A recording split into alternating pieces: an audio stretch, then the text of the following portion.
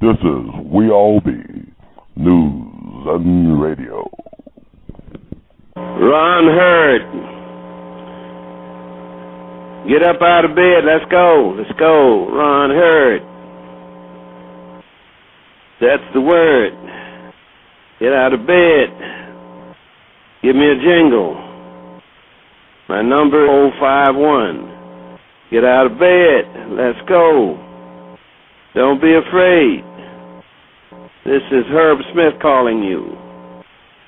Herb Smith. All right, I know you're famous and all that kind of stuff, but let's go. Get out of bed. And welcome, family, back to another wonderful edutainment, infotainment edition of the Artivist Presents We All Be News and Radio. I'm your host for this empowerment segment, R2C2H2, the Artivist. Please feel free to join us in this very important dialogue about us, by us. This is why it's called We All Be, so we all be in it together. Please feel free to call in, area code 646-652-4593. Once again, that's area code 646-652-4593. If you're scared to get on the air, we've got the chat room open, so you want to put some thoughts out there, some ideas. You want to get some attention, you want to get our attention, please feel free to type into the chat room. And also you can send me a personal email at r2c2h2@gmail.com. Once again, that's alphabet R, numeric 2, alphabet C, numeric 2, alphabet H, numeric 2@gmail.com. And tonight's topic and subject, of course, is no doubt Black by popular demand. Dick Gregory live again. This is like in honor of Brother Dick Gregory. As you all know who listen and re-listen and keep on sending me emails from that very historic day for We All Be Radio. This is it was our highest rated show to date back in February 9th of this year. And without further ado, Dick Gregory truly enjoyed himself and our guests, because like I told him before, we have a very intelligent audience, and they are very much into what he has to say. And this is, like, to me, a blessing, because he's a true living legend. And not only is he a living legend, but he's a true humanitarian extraordinaire. So without further ado, ladies and gentlemen, scholars and laymen, I give you Brother Dick Gregory. How you doing, Brother Dick Gregory? Thank you, my brother. Peace and love to you and the family, and thank you so much for being here with this show, man. I tell people all the time that money is not power, education is not power, but information is power. And if you can let someone give you bad information, you got bad power. Yes, sir. So, again, I say thank you. And when I got off the show the last time, I just called my wife and said, wow, anytime the brother calls, clean out my schedule for him. And I thank you, thank you. I appreciate it. That's an honor. I want to ask you this, because I played a clip from the First Amendment show you did with Brother Miles Lawrence. And all your humanitarian work and your civil rights activism, people forget how brilliant and funny of a comedian that you really are. You know, you like your favorite comedian. But I want to ask you this, because I remember W.C. Fields, I read what W.C. Fields, the great actor and comedian, said of Burt Williams, our great ancestor, that he was the funniest man he ever saw, but the saddest man he ever knew. And I'm trying to figure out to myself, is it just me, or why is it some of the funniest people in the world also have to be some of the saddest people in the world? No, what he was talking about, Burt Williams. Mm-hmm. Burt Williams, see, back then they were doing blackface. So Burt Williams could come out, because all the rest of them, Al Jolson, all of them had on blackface, right? Right. But the people who ran Broadway, they knew who the Negroes was. And so when it was all over, can you imagine being the greatest comic in the history of the planet as we know it? Mm-hmm. And after the show is over, the white boys go out the front door and come out, and you got to go out the back door and come out to the alley. And Al Jolson said to Burt Williams one time, said, man, I'm sorry, you know, it's like that, but, and he looked at him and said, it wouldn't hurt me so bad, but I can still hear the applause in my ear. I can still them people clapping for me and yelling, you the greatest, but you walk out the front door and I go out the back. Do you know what it's like to have a talent? I'll give you an example. Let's say if you had a son that was the greatest football player that ever lived, but when the team went south, he couldn't go. When the team went, was way back then, there was a place in Chicago, New York, he couldn't go. You know what that feels like when you know you're the greatest person in your game. And so that's what the sadness was about. But let's go back to comics.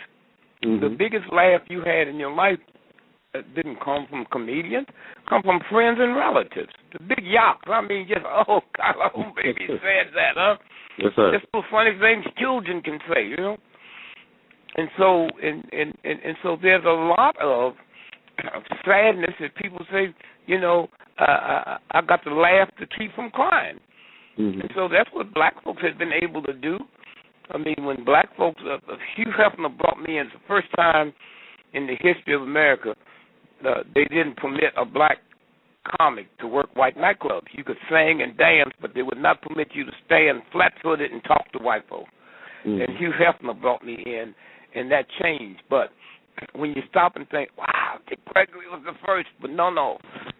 Deeper than that, what about 100 years ago, Dick Gregory, Bill Cosby, Richard Pryor, Eddie Murphy, huh?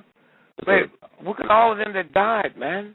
Look at all of them that died because of a racist system that would not let me talk, huh?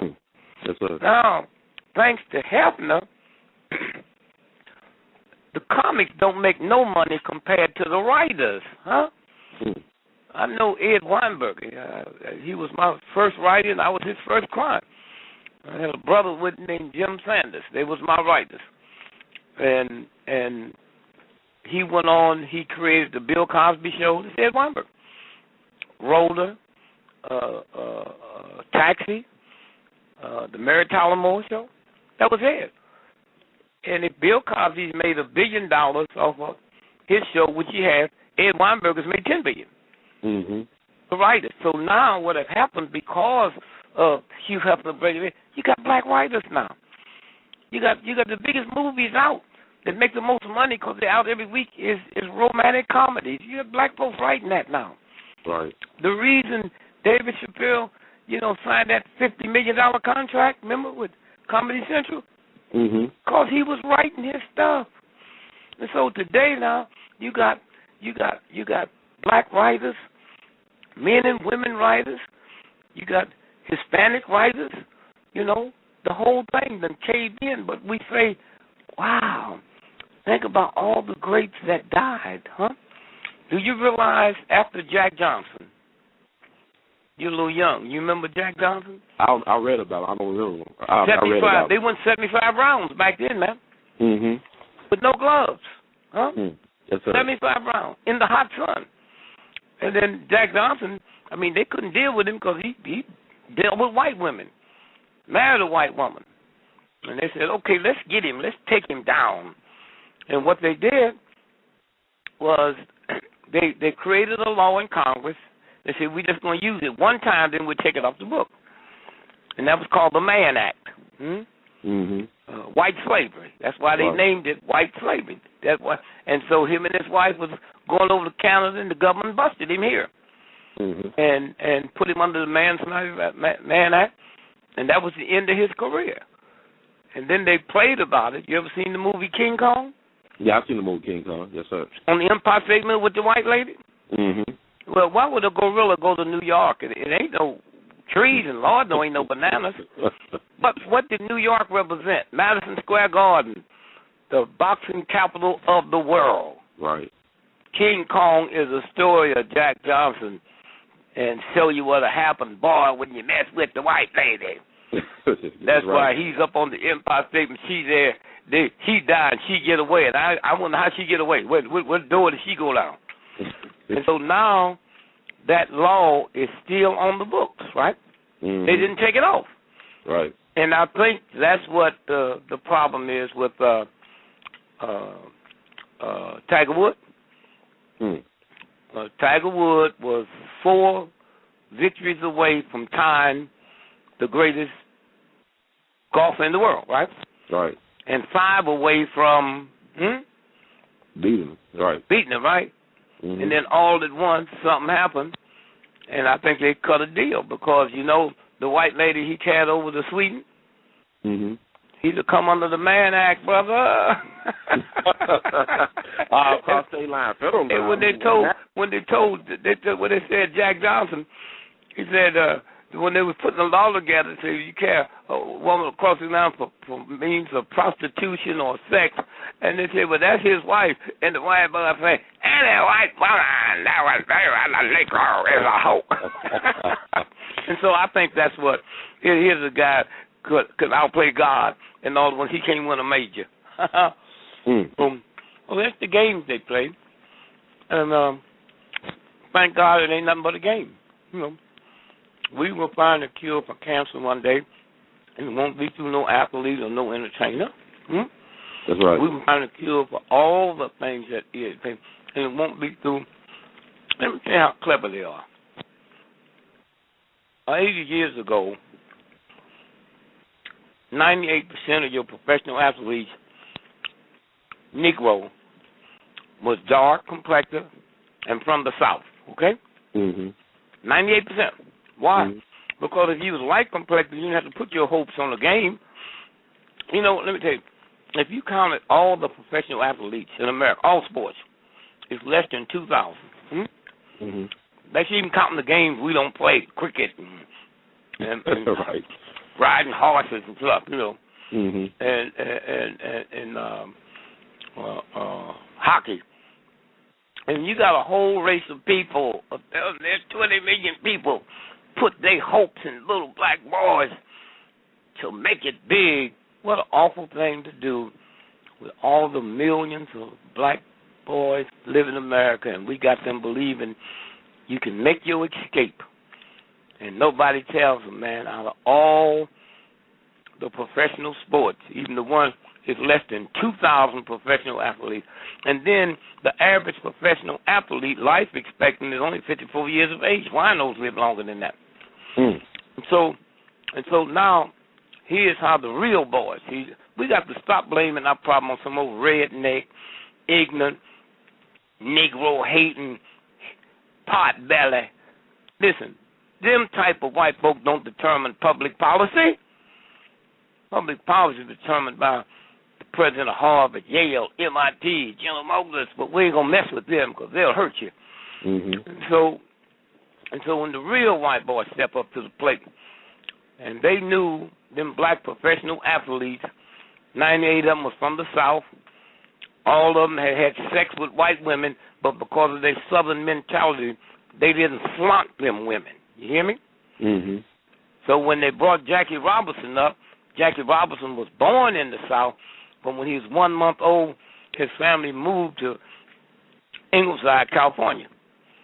So he was dark complected, but he didn't have a Southern black mentality. So they know he's had sex with white women out in California. So they put in his contract he would not date a white woman for 3 years.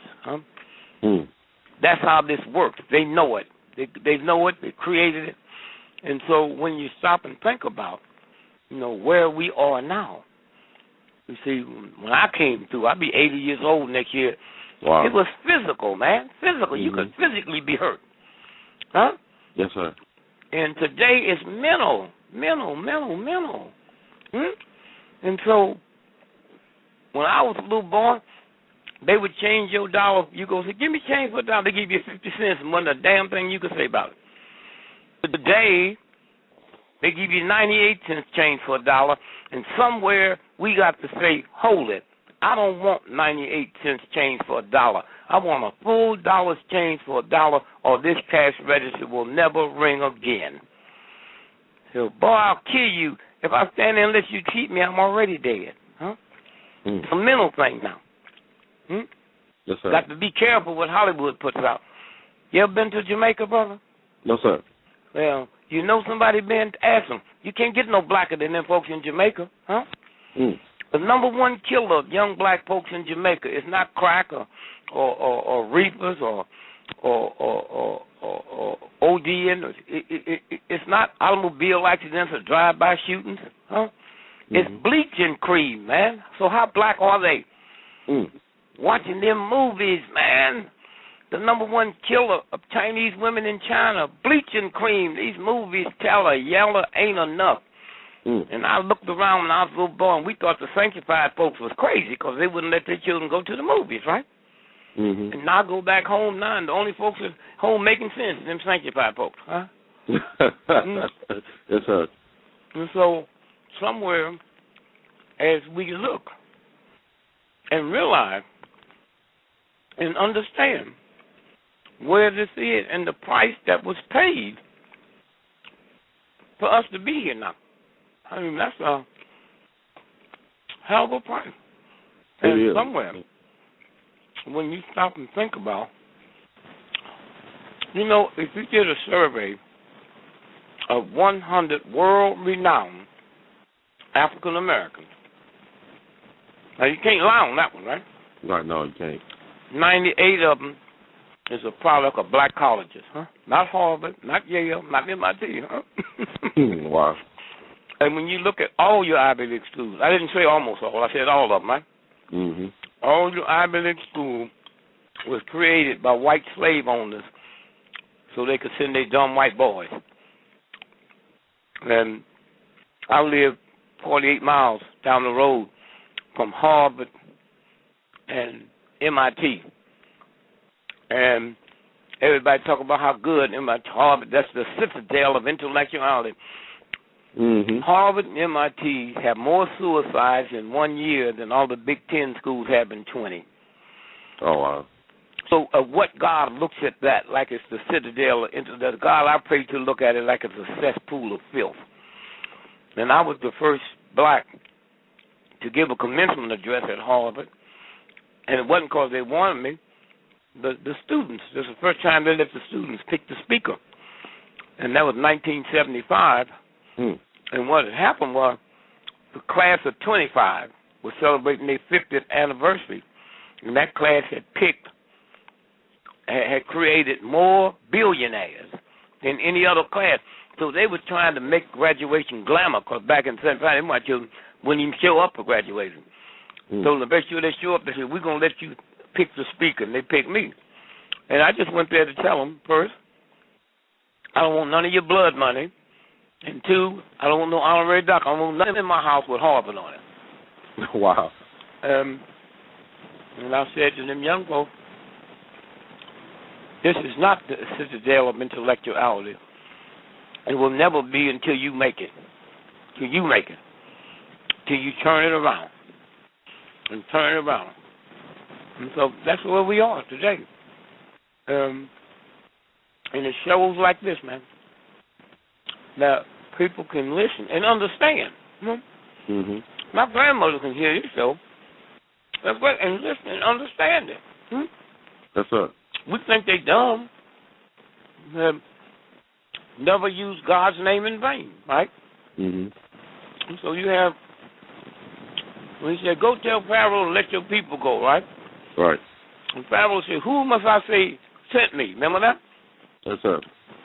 That's a code. Tell him, I am the I am. God's name is I am. But most folks don't know that. So when they say, God damn, I'm not using, God means power. That's why they refer to them thug, animalistic mafia. They call them Godfather, right? Mm-hmm. God means power and Father means old. And say, Godfather. And I didn't hear one Christian raise their voice. How do you call them God? And so consequently, God means power, and dam, if we go out to the river there and dam up the water, right? That's right. We get electric, right? Mm-hmm. Electric's power. So God means power, dam means when a woman's pregnant. Inside her belly, that thing is dammed up, that baby, huh? Mm-hmm. And when that water bag breaks, power. So we run around talking about, don't say God damn, when it's really, don't say I am tired, I am sleepy, I am hungry. God can't be tired. That's when you use his name. And them old black folk, many of them knew it. They said, girl, we sure is hungry. We just thought they was talking about we, not I am. God can't be hungry. Mm-hmm. Girl, we need to get our rent money together. God don't need, and that's how bright they were, because we're all born with wisdom. Look at every Bible every religion in the history of this planet, and you will not see no word in there called intelligent and smart. It says they had great wisdom. And so then these thugs invented smart and intelligent, something he could give you a test on and grade it. Because, see, if they could test a pyramid, if they could test wisdom, they could build a pyramid. Right. And so all that misinformation. I mean, they killed my Jesus on a Friday and told me to call it a good day, and I called it Good Friday, and don't see nothing wrong with it. Huh? Mm. You hear me? Yes, sir. Everybody. One day, 1 year Easter come in March, another year comes in April, huh? Yep. You can't be killed in 2 different months, huh? Mm. If I borrowed $10,000 for you on Friday and told you I'd pay you back in 3 days, right? Mm-hmm. That's Saturday, Sunday, Monday, right? Right. So if Christ is killed on Friday and you say it took him 3 days to rise, how he keep coming up on Sunday? All over the world, it's called Easter Monday. And so when you think about how they programmed us, a handful of folks, and so it shows like this where we can sit and listen to and see things and feel things. And once you feel it, mm-hmm. the rest of it come to you. The rest of it come to you. I know I got some people that's coming to you on this phone line. They're clamoring at the moment to try to talk to you, to ask you some questions. And I want to take this caller from Florida. It's a special guest. I know you probably heard of him. You always talk about him. Sister Gladys, are you there? Sister Gladys? Yes, sir. Yes, sir, we're here. Hey. How you doing, Mr. Gregory? God bless you, Sister Gladys. Peace and love to you and the family. Too. Thank you. You know this is like the half of the Scott sisters, Brother Gregory. Huh? This is like Gladys Scott of the Scott sisters you talking to. Mm-hmm. All right. Sister Gladys, you got it? So, Mr. Gregory. Sister Gladys want to ask Mr. Gregory. Okay, go ahead. Mr. Gregory, when you come to see me and Jamie? I don't know. I just finished my Black History Month tour. I do about 240 dates a year. So every day I'm crisscrossing, going somewhere. I guess I go to Philly tomorrow, and then Friday I come down to a little celebration of the march from Selma to Montgomery, the Eddie Pellet Bridge. I'll be there for that, and then I head back. I just came in from San Diego this morning, so I'll be there.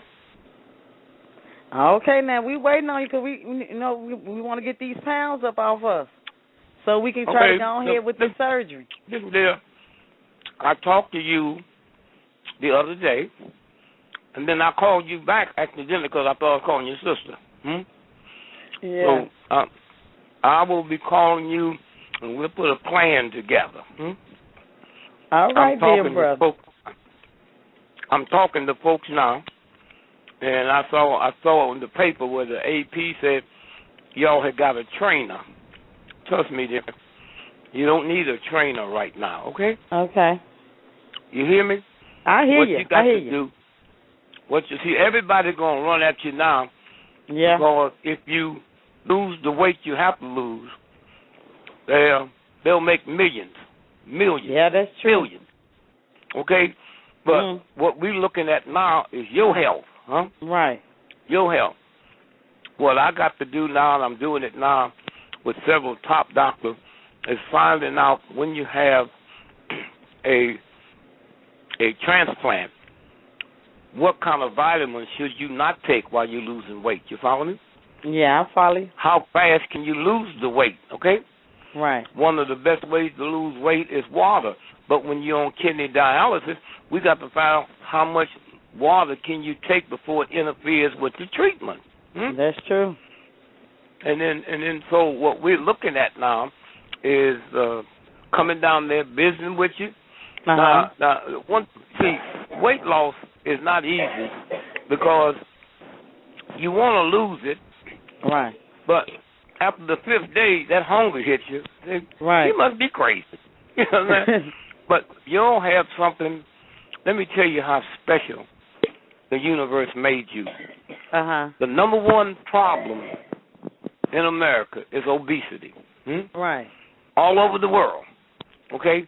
So for someone to see you all and see you losing weight to save a life, huh? Right. Now, can you imagine all the people out there that don't need a transplant, but they dying, huh? Right. They dying. We spend billions of dollars to protect Americans from terrorists so we can die from obesity, huh? I hear you, and bro. So what we want to do is get all the information. See, we got two people. We got one that needs a transplant. We got another that's going to give us, right? Right. And so both of you have to build you up to make sure, being in jail ain't the healthiest place in the world, but it's healthy in most places because the number one killer in America is not kidney or sugar diabetes. The number one killer in America is sleep deprivation. Huh? The number two killer in America is dehydration. Right. The number three killer in the world is lack of physical fitness. Huh? Right. And so all of this here, and the best way to get physical fitness is on a trampoline. Okay? The next best way, if you just laid in bed and made like you was conducting a symphony band, because they found out symphony conductors, that occupation lived longer than any other occupation. So they went and got grants, and they said it must be the music. So the rest of the band listened to it, and they found out it was the exercise for the heart as you direct that. So there's a lot of little things that once we put all the diuretics together for what's the best weight loss, how can we do this? And then after we look at the examination and find out if this is weak over here, do we need to increase your vitamin A? We do all of that. And then we're ready to roll. But now listen to me. I'll be there shortly. Y'all better have fun, because when I come there, everything stops. All right now. You want to eat a big old box of cookies? You better go and eat them now. Because you think you've been in jail. When I come there, you all will be under house arrest. All right now, brother. But it will be, and the whole world will watch it. And not only that, when people see what you're doing, they'll say, well, if they can do that, I can stop drinking. I can stop using dope. I can stop this. You understand? That's right. And so that's going to be y'all's gift to the world. So thank you so much, girlfriend. Love you. And love you, too. So, I just want to know one thing. Is I'm going to see you April 1st in Jackson, Mississippi? April 1st. What am I there for? Were they doing a rally to ask the governor to pardon me and Jamie? Oh, you have my April 1st. You have my number at home? No, but when we get off the air, you can call me. You got mine, right? No, yeah. I'll call you tomorrow with my wife on the phone. All right. And I'm going to see if I'm not, that she can clear that time off. All right. Because we're going to be down there. Okay, good enough. All right, then. That'll work. All right, brother. Okay, dear. Thank you. All right. Thank you, Sister Gladys. Thank you. Sister Gladys of the Scott sisters, Jamie and Gladys Scott. Brother Gregory, I really appreciate that. And we got some more callers that want to talk to you. They just jumping. Man, the chat room is so lively. I want to read, a brother brought up a point, a person in the chat room saying that when they make your life story, because they're going to make your life story a movie, a biopic, or you want Eddie Griffin to play you, and they ask who will play Mark Lane. Well, I don't know. A lot of times you don't have control over who plays you. No. But they'll find somebody. I'll sign off on them, and they'll find somebody. They got people make millions of dollars. They're called central casting, So they'll find somebody. And also somebody asked too, are you still fasting for 9/11 truth? Yep. That's gonna be 2 years. That's your truth come out, And it will. They know the whole lot of stuff they hear on that one. I heard that. Well, we got some more callers. We got to get through this. There's some questions to ask you. Sister Chandra, a good friend of We All Be. You on the air? You there, Sister Chandra? Oh, hello. Good evening. God bless you. Good evening to you. Oh, thank you for taking my call, and thank y'all for this wonderful show. Well, thank you for listening and being a part of it. It's my pleasure. I do have a question. Please.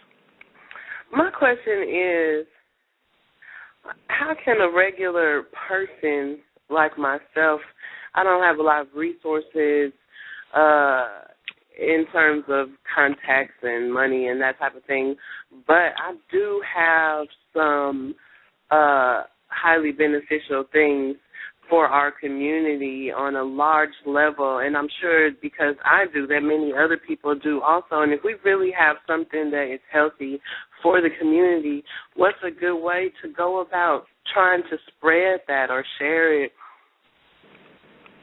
If you have an opinion. Well, give me an example. What you talking about? For example,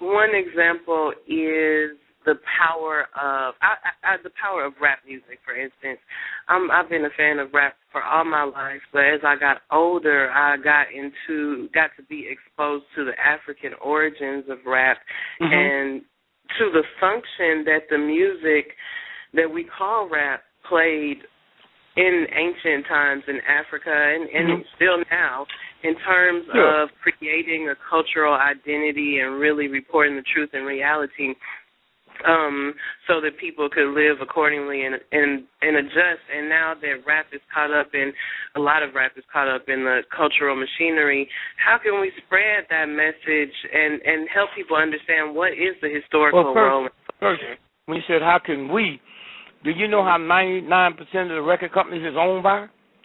Yeah, not us. So what do you mean when you say how can we? And why would that group want your culture thing spread it? Right. They don't. So what you have to do, now, here's who you are. Queen Elizabeth make $360 million every 24 hours just interest on her money, okay? But if she was sitting on a park bench next to my welfare cousin, both of them breathe in the same amount of oxygen. You hear me? Yes. See, God made men and men made kings. God made women and men made queens. Right. The difference between a man and a king and a woman and a queen is the way you wrap the gift. So I said, after this show, I'm going to go and get you a gift, right? And so I go to Target and get you about 5 gifts. But then on the way to your house, I take them by to Saks Fifth Avenue and let them put their label in it, right? Right. And go to Neiman Marcus and let them wrap it. And you say, oh, he loves me. No, that's the same old jive stuff I got at Target. I just put it in. It's the way the gift is wrapped, right? And so Queen Elizabeth has 100,000 miles of blood vessels in her body. You have 100,000 miles of blood vessels in your body. Your blood make a complete cycle every 30 seconds, which means as you talk now, your blood is traveling 200,000 miles a minute. A minute. So that's who you are. Right. The day you was born, with all the billions of people, since the day one, there never was another you and there never will be another you. You know how special you are? How special you are? There ain't never been two trees that's alike. If you ever been around snow, there's never been two snowflakes that's the same. And all you got to do is put it together and believe and know it's going to happen. And there's something standing next to you. You can't see it, but you got to know it's there. If somebody held your nose and breath for 30 minutes where you couldn't get no oxygen, would you die? Wouldn't you? Well, yeah. And yet the one thing that keeps you alive on the planet is right next to you. You can't see oxygen. Right. You can't feel it. You can't taste it. And it's free. The sun is free. The rain is free. And yet nobody's ever walked up to you while you're walking down the street and tapped you on the shoulder and said, this is your water bill. This is your oxygen bill. So once you understand how powerful you are, and when that God touched you and made you, it didn't ask what color were you, are you male or female, you got any money in the bank, can you read or write, okay? Right. It touched you, and so when we get through with all the other stuff that society say is important, you go to school and learn how to make a living. God don't respect that. If you don't know how to live, making a living, you'll be out of here. Take you out at 35. And so know first that you have this talent, okay?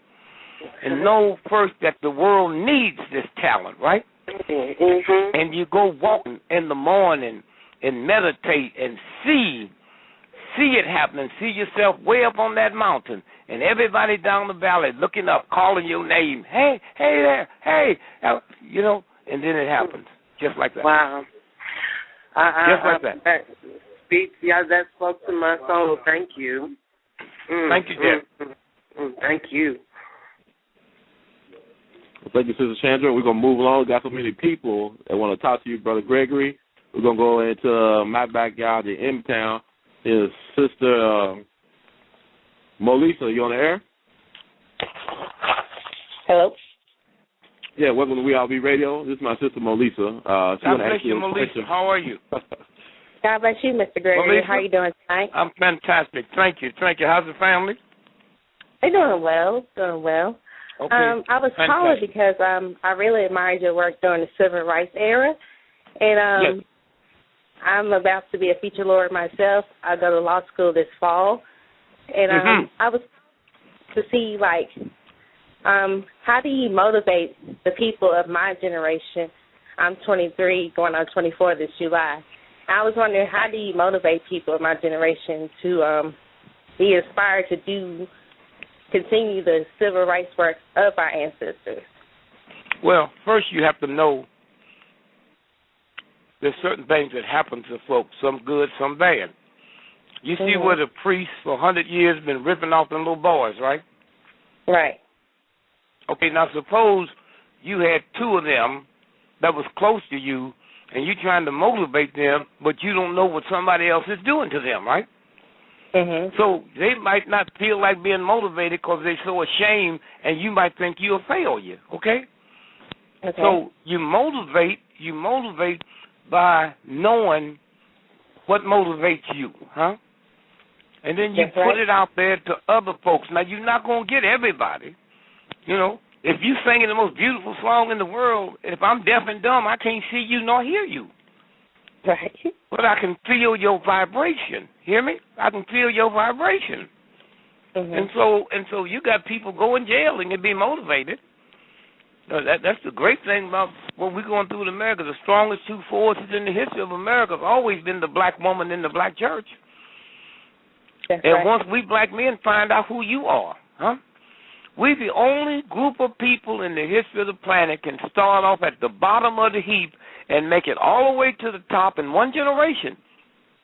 Kennedy family was billionaire. Took him 12 generations to get in the White House. One generation, Jesse Jackson got one of the most brilliant minds on planet Earth. Who's his father? I don't know. Who's his mother? Well, she wasn't educated. Well, how did he get there? Two things: black woman, black church. The only person of color on the Supreme Court right now is Clarence Thomas. Who was his daddy? You don't know. His mama didn't go to school. She was washing toilets and making up beds in the hotel. One of the most powerful clubs in the world, Supreme Court. The only person on it, Clarence Thomas. What do you attribute to? Black woman, black church. And so the motivation is you have to find out what do it take to motivate people who've been depressed, who've seen things happen. You live in a house where dad whoops mom and they're on drugs and all that. Well, it takes a different vibration to motivate them. And so first you just get what motivates the masses of the people. Not got nothing to do with color or gender, nothing, the masses.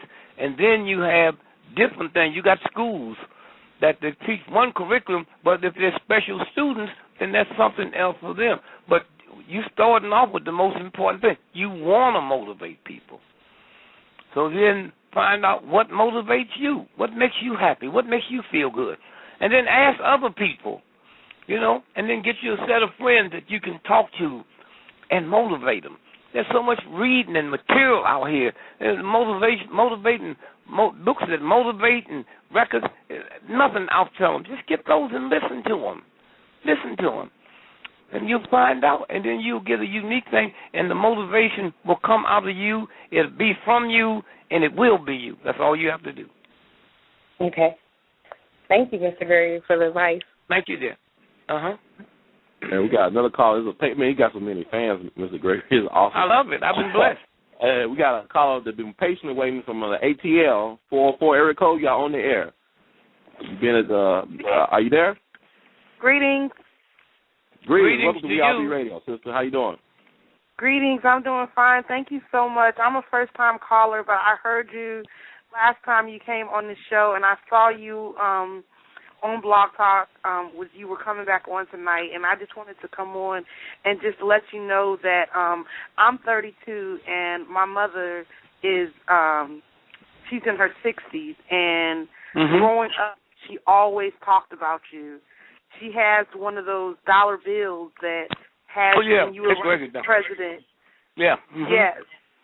And everything. And I just wanted to say thank you for just all of your knowledge and everything, your wisdom that you're sharing. And I just wanted to, I saw you when you came here to Atlanta one year for Dr. King's services. You walked right in front of me, and I was like, oh, my God, that was Dick Gregory. That was Dick Gregory. And I was like, don't never let me get that close. You don't reach out and touch me and say hello here.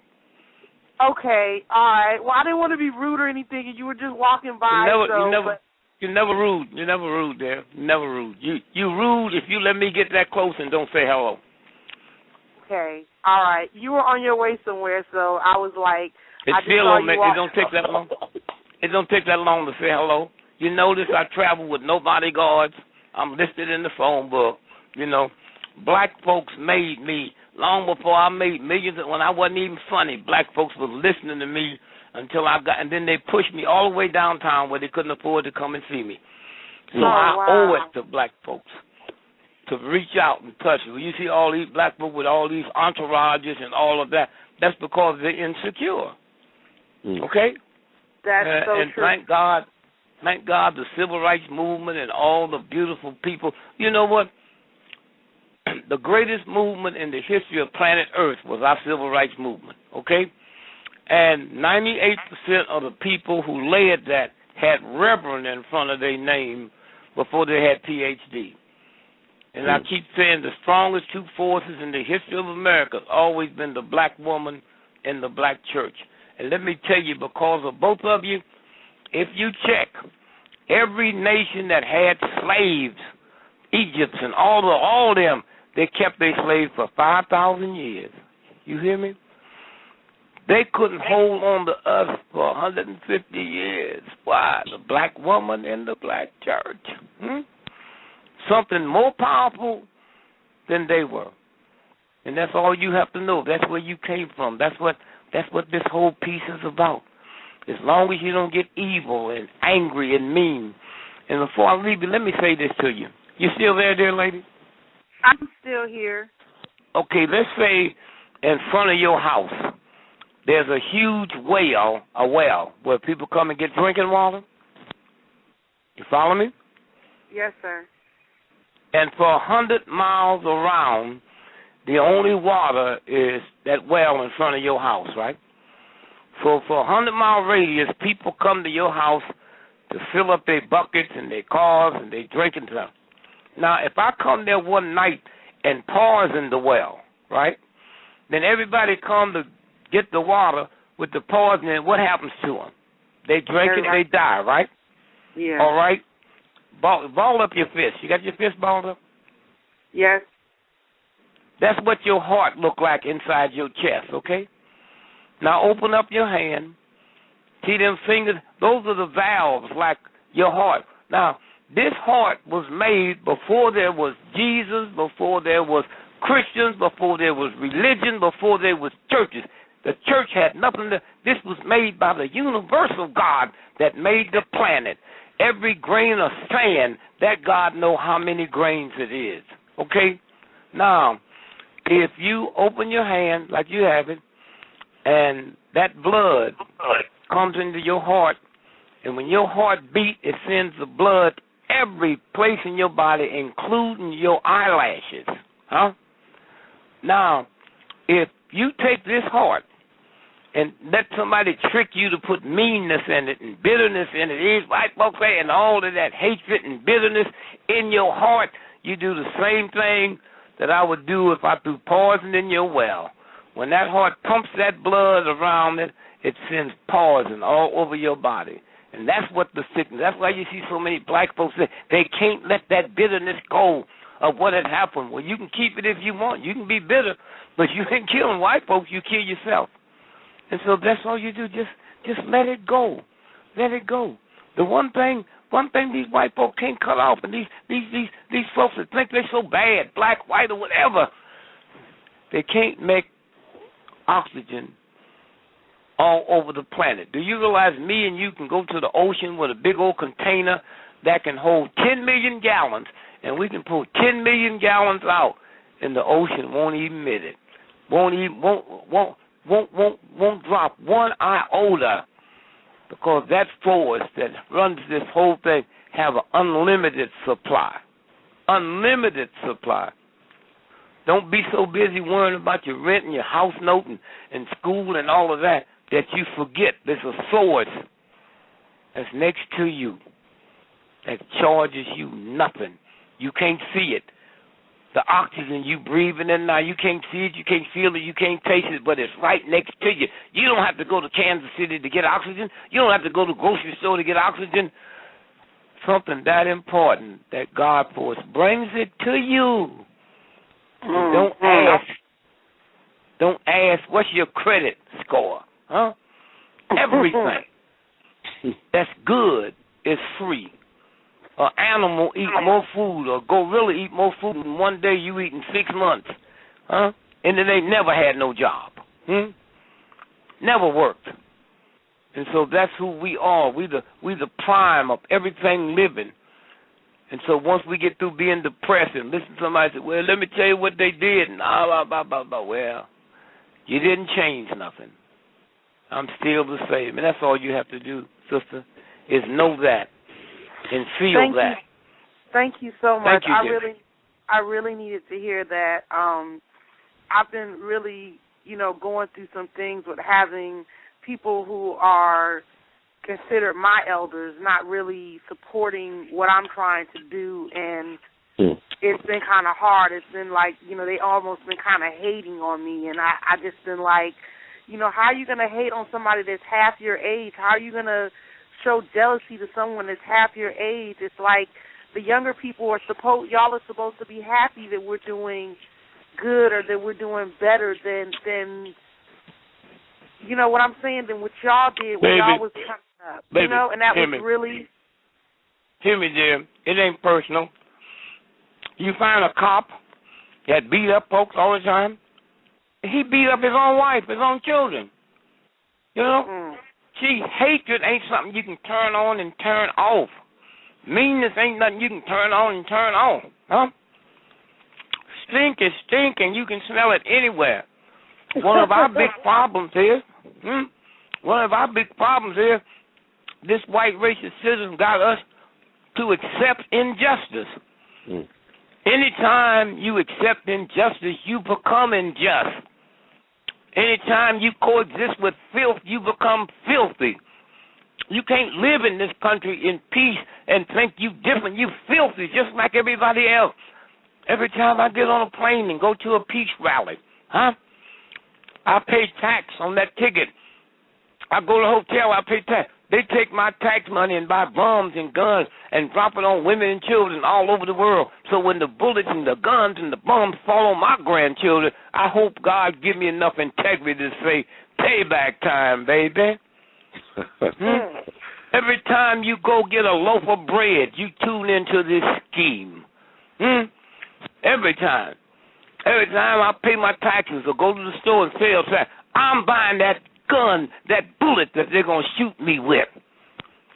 And somewhere when we come out and say, wait a minute, hold it. Enough is enough. But when you coexist, all the people over there that coexisted with Hitler and all that filth, and when the wagon come, what they say, everybody go when the wagon come.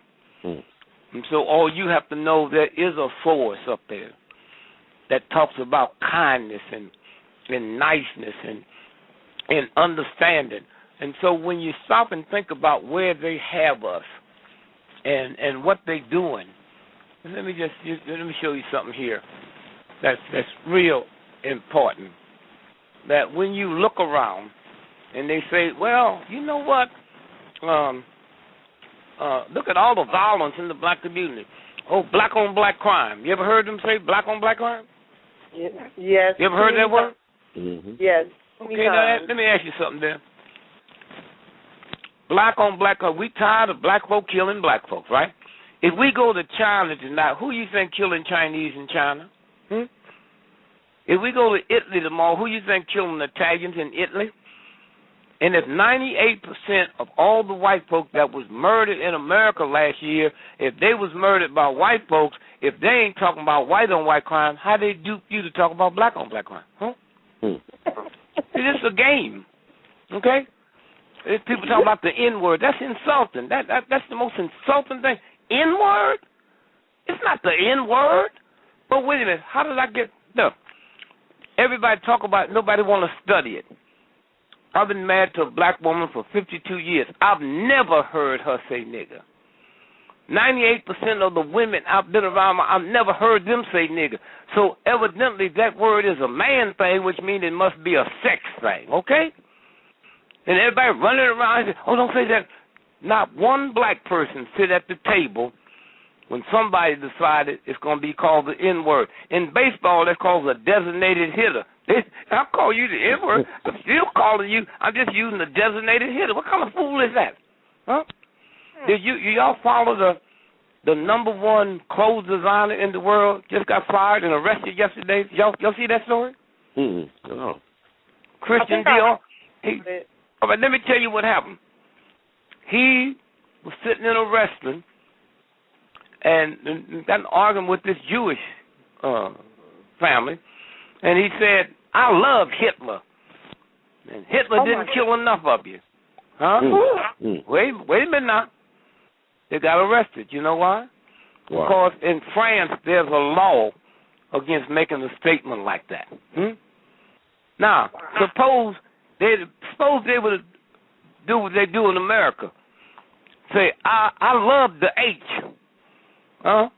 And all y'all need to be killed. Huh? All y'all need to be caged. Now, he couldn't go to jail. He just got out of jail today and got to go to trial. Because if he didn't say Hitler, had he said the H, and didn't say kill, said the K, If someone walk up to you tonight in America because of the law and say, nigger, come in and hit you in the mouth, that's a hate crime, baby. If he walk up and say N-word and hit you in the mouth, hey, baby, you're not covered. So we've been duped. When the O.J. was on trial and he got found free, and the reason most folks think he got set free, they believe he did it, but when that detective had to come in, Mark Furman, and they under examination found out how many times he said nigger this and nigger that, and then asked him and he said yes. And everybody think O.J. did it, but he got sent free because of the word nigger. And that's when the folk got together and said, we're going to change this. Can you imagine 200 years from now, if men who's not even born today get to looking back at the record of men every 6 minutes, you and I have been talking, a woman's been raped in America. Every 30 seconds, a woman in America has been beat up by her boyfriend or husband, not the Taliban. So then 200 years from now, men just look at that and say, oh, I am really sorry. Gee. And they said, okay, we're not going to use the word rape no more. We're going to call it the R word. Okay, who do that help? It helps the rapist because it tones down what they was really about. And you imagine the Jews letting the Germans tell them, we're not going to use the word swastika no more. We're going to call it the S word. We're not going to use the word concentration camp. We're going to call it the C word, huh? You just destroyed history. And nobody, like I say, if you ask the Jews all over the world, what did Jesse Jackson say to make them mad? Say he said Town. They don't say he said the H word. And so somewhere, all of that. And then once we see and understand what that, and all the misinformation, you understand?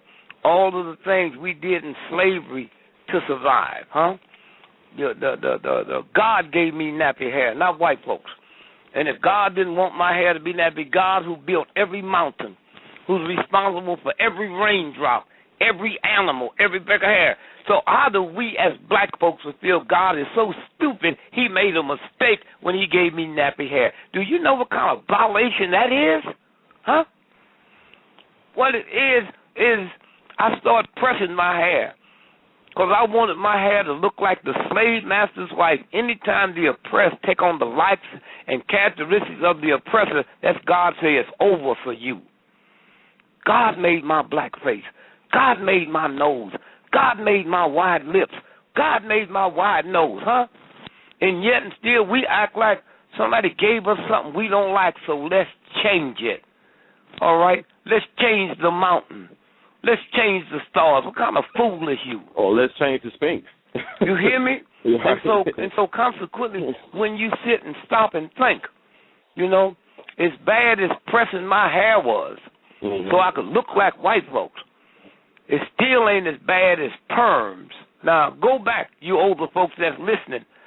How come there was no such thing as hemorrhoid? I mean, how come there was no such thing as all the problems we looking at now? How come when I look back at the old days, fibroid tumors? Do you know fibroid tumors is 98% black women? And the second highest as much as Jewish women. What y'all got in common? Nappy hair. Okay? And the reason my mama and grandmother and them didn't have it because they wasn't using perms. You want to trace fibroids, go back to the introduction of perms. I'm going to put something on my hair to change what God gave me. Huh? Black folks is like, we are 12% of the population. And as we talk now, 87% of everybody in America that should be on kidney dialysis machines is black folks, okay? Black men is 4% of America. 82% of prostate cancer death is black men. Hey, something wrong with that picture. We got almost 400 million people, and you telling me out of all those folks that don't look like me, I get 82% of the problem. Why? Because God gave me a prostate and a sex organ to create another God. Huh? I use it to get my manhood. I go to work, they reduce me to a boy. And then I'm going to come home and get my manhood. That's why you hear a lot of black folks talk different. That, oh, boy, I'll kill you, boy. You my son. No. You didn't tell that white man that to touch you on your butt, huh? Right. And spit at you, but you're going to come home. And I want to take my sex organ and get my manhood. Let me tell you what happens to that prostate.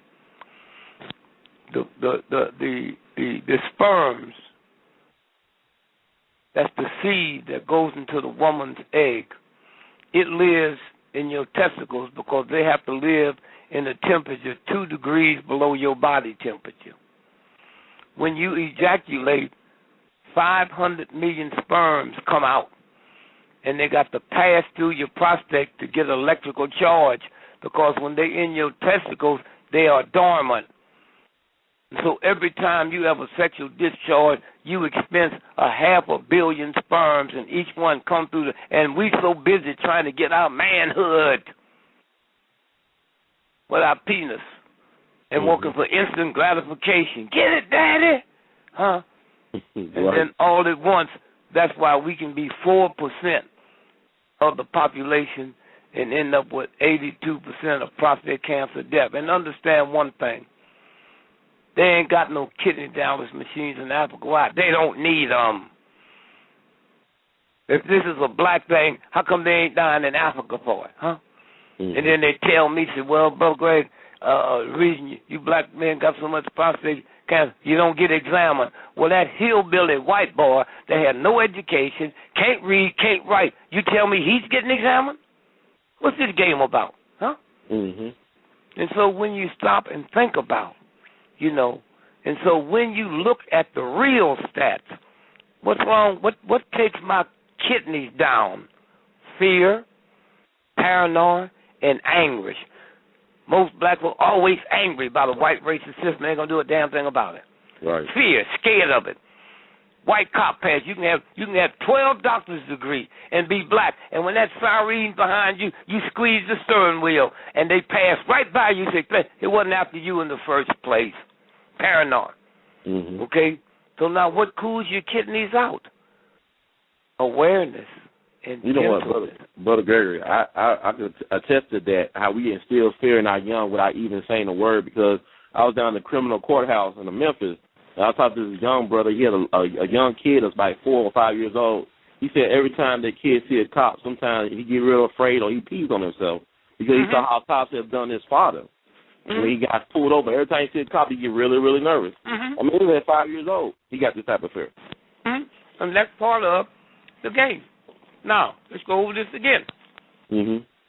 What blows your kidneys out? Fear, paranoia, and angry. What cools them out? What heals them? Awareness and gentleness, huh? Your liver. Cirrhosis of the liver? You don't need no alcohol. What causes cirrhosis of the liver? Anger, rage, and depression. Oh, girl, I feel so depressed. Oh, I'm so angry. Oh, I'm outward, okay? Now, what changes your liver around? Kindness and balance, huh? The universe put it all here. The churchmen tell you, but we don't know how to break it down. I don't even know if they know. Love your enemy. They didn't say love your mama. Love your enemy. Pray for those that hate you. And when you do that, your liver gets clean. You lose the anger. You lose the rage, huh? Your kidneys get straight. You know, and so more people in America die from lung cancer, from grief, than smoking cigarettes. Grief is a violation of God. Huh? I hear the old folks say, oh, she just grieving herself to death. Grief, sadness, and shame. That's why when you whoop a child, they get sad. You're messing with their lungs. They're shame. You punish me. Grief causes lung cancer, sadness, and shame. That's right. What turns your lungs around? Courage, righteousness, love, and being lovable. I've been married 52 years, and love ain't got nothing to do with it. It's we lovable. When you're lovable, I'm safe with you, and you safe with me. Now, you black folks, I want you to hear this, and this is what the researchers come up with. All this stuff about whooping a child in the Bible, spat a rod and spoil the child. The child in the Bible is the billy goat, okay? Child gloves, leather child glove. The rod is the stick that the shepherd boy have, so when the sheep get too close to the layer edge, he just holds it out and direct them, and you can pick that bunch of crap up and strike a child, huh? Child be hollering and screaming, huh? And maybe we sit back and tolerate it, and maybe in an unconscious way, that's what police brutality is on us for. You get payback for what you're doing. Right. Now watch this here.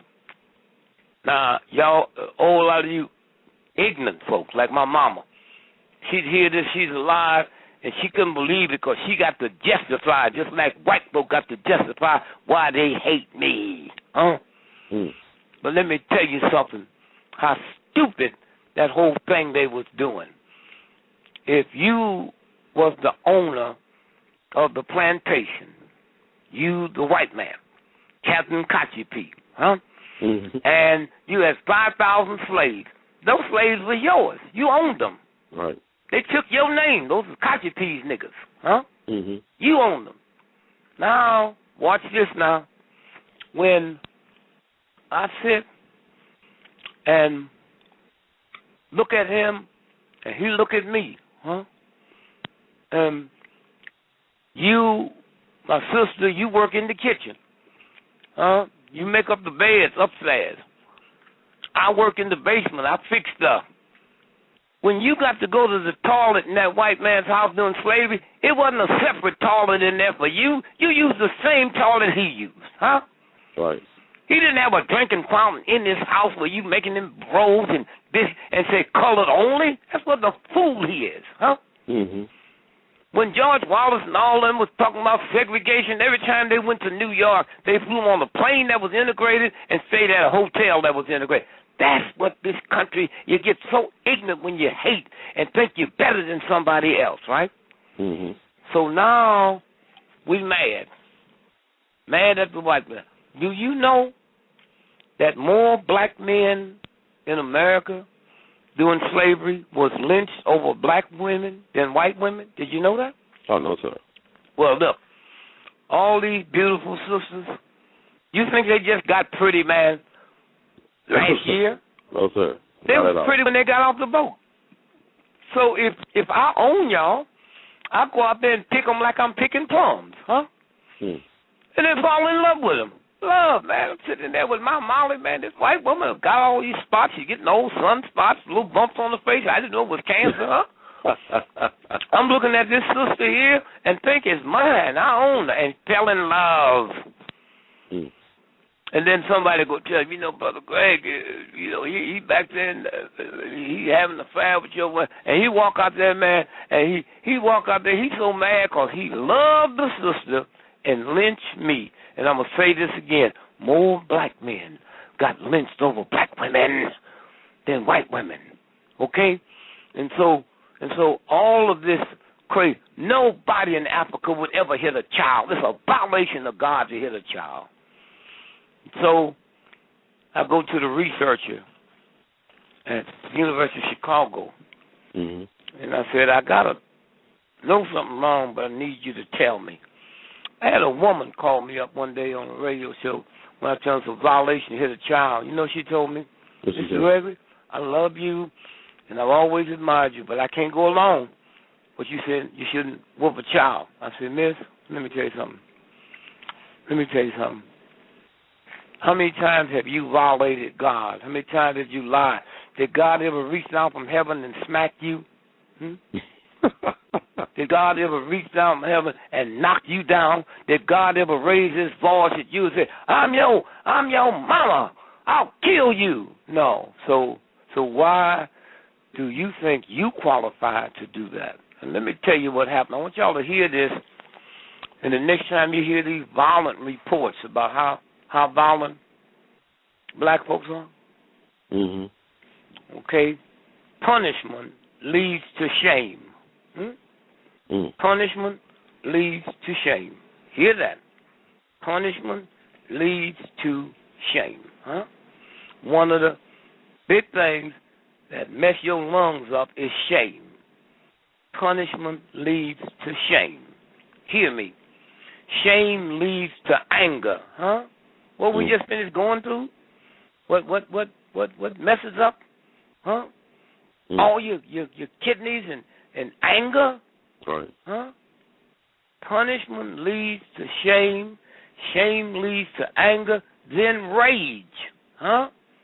Then rage. Hear me. This is scientific data. What mess your liver up? Rage. And finally, it leads to violence. Punishment leads to shame. Shame leads to anger. Then anger leads to rage. And finally, violence. All right, now follow me.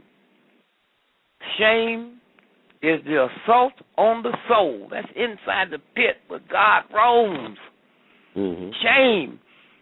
When you shame of a white racist system and don't do nothing about it.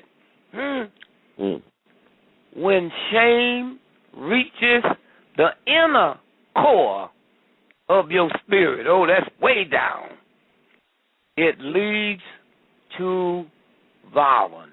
Now, hear me now. when shame is so overwhelming, the mind numbs itself, numbs itself. And the individual cannot feel anything. Many times leading to a sociopath or psychopath, a living machine that can kill or maim without any feelings or remorse. Now look and see what go on in the ghetto, and then trace it back to your stick or your hitting somebody. And finally, when this woman called me up and said, Mr. Gregory, my daughter's 21 years old, and she in college, and she called me the other day and thanked me for the whoopings I gave her. I said, it sounds like a fool. Anybody going to call you and thank you for a whooping? Thank you for hitting me? I said, let me ask you this, dear. How long did your daughter live with you before she went to college? She said, 20 years. I said, do me a favor. One day, take out a pencil and piece of paper and write down 3 meals a day you fed her, times 365 days, times 20 years, 3 meals a day for 365 days to the year for 20 years. And then add that up, and that's how many meals you gave. Did she ever call you and thank you for food or call you and thank you for a whooping? Somewhere, when this is changed around and y'all get off of all this bad information, oh, I don't know why y'all so violent. Malt liquor is only sold in black neighborhoods. If you don't believe it, get in your car and go to a white neighborhood and see if you can buy malt liquor. Because they put some stuff in malt liquor called manganese. Your body needs manganese, but once you get too much, you'll kill your mama. Research. Listen to the research. Crime is linked to pollution. Now hear this. Polluted water can cause brain damage that turns ordinary people into violent criminals. A researcher said, who's the researcher? Brilliant Roger Masters of Dartmouth College in Hanover, New Hampshire, compared crime figures from the FBI with information on industrial discharge of lead and manganese. Listen, he found a link between pollution levels and murder, assault, and robbery. Counties in America with the highest pollution level has a crime rate triple America's average. And you think this is you? Right. You think this is you? I say go see if you can buy malt liquor in the white neighborhood, and you drink it and wonder why they act a fool. It's all manipulated through food, air, and I didn't know till I got into this research that the FBI keep records on how many homicides in America is caused from pollution. Thank you, ma'am.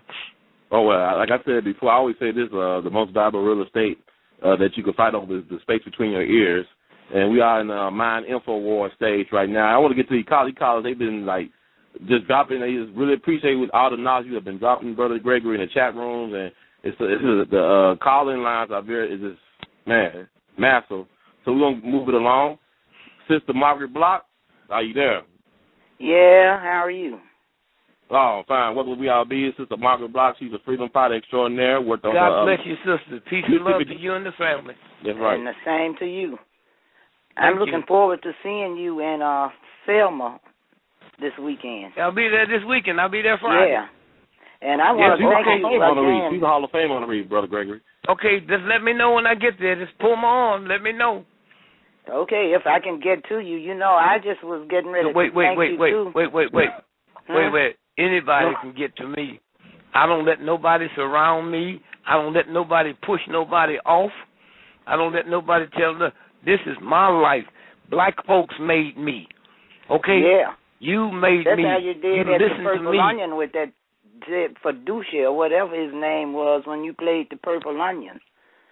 Yep. In San Francisco. That was in 66 or sometime. Yeah. I remember. Yep. So I will see you there. Yeah, and also I want to, because I was really kind of feeling ambivalent about going down there as being inducted into the Hall of Fame. And when you deserve it. But I realize that when like you said it's the greatest, because I try to be humble all the time. I like being humble. Yo, humble. Yeah, but look there. Truth is truth, and nothing like being honored by your peers. They know you. You can't trick them, huh? Yeah. You can walk down the street, and everybody in town think you're the smartest thing going, but your mama know you dumb. You can't trick your peers.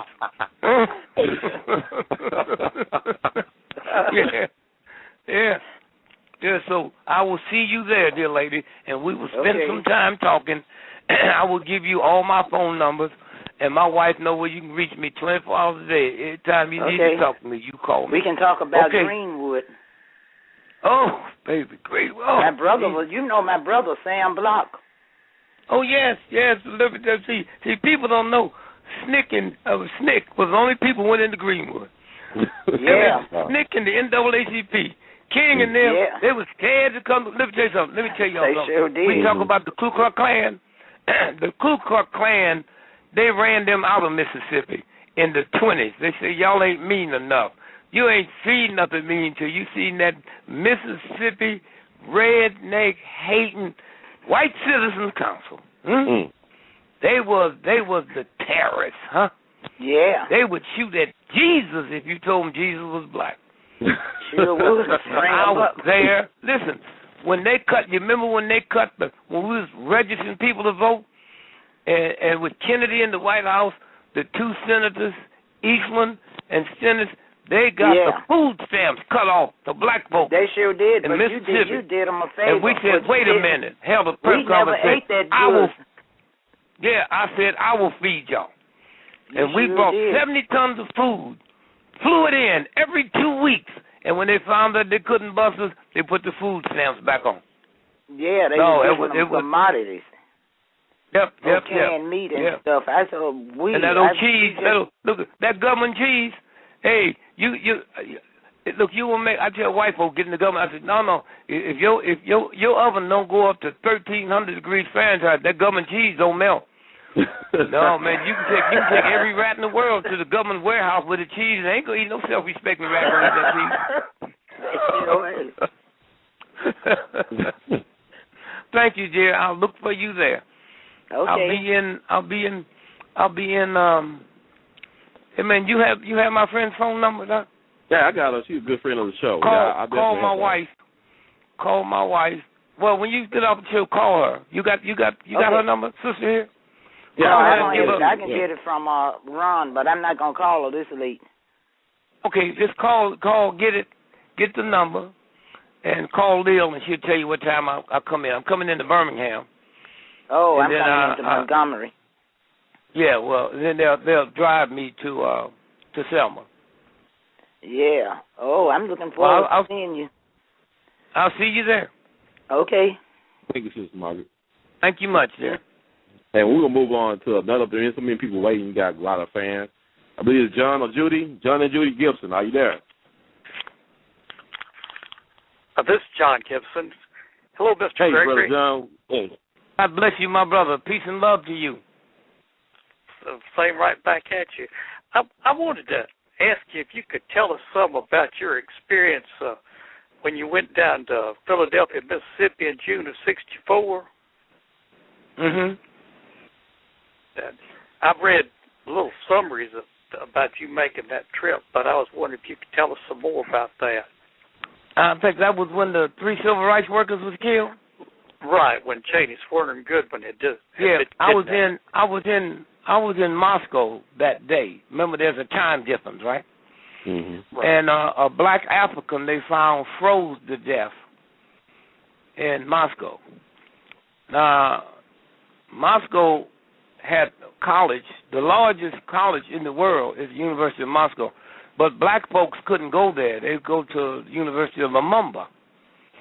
And the Russians was trying to keep up with the Chinese because they was bringing black folks from Africa over to China for school. And this black African was dating this white Russian woman, and they found him froze. So we went over there, me and a friend of mine. And so that morning, we was going to get up and go to Moscow Square with our signs about how racist you Russians are. And we woke up that morning, the AP came by my hotel and told me about what had happened in Philadelphia, Mississippi. We ran back to the hotel, ran to the airport, caught a plane from there to Rome to New York, and we got there that night with the time difference.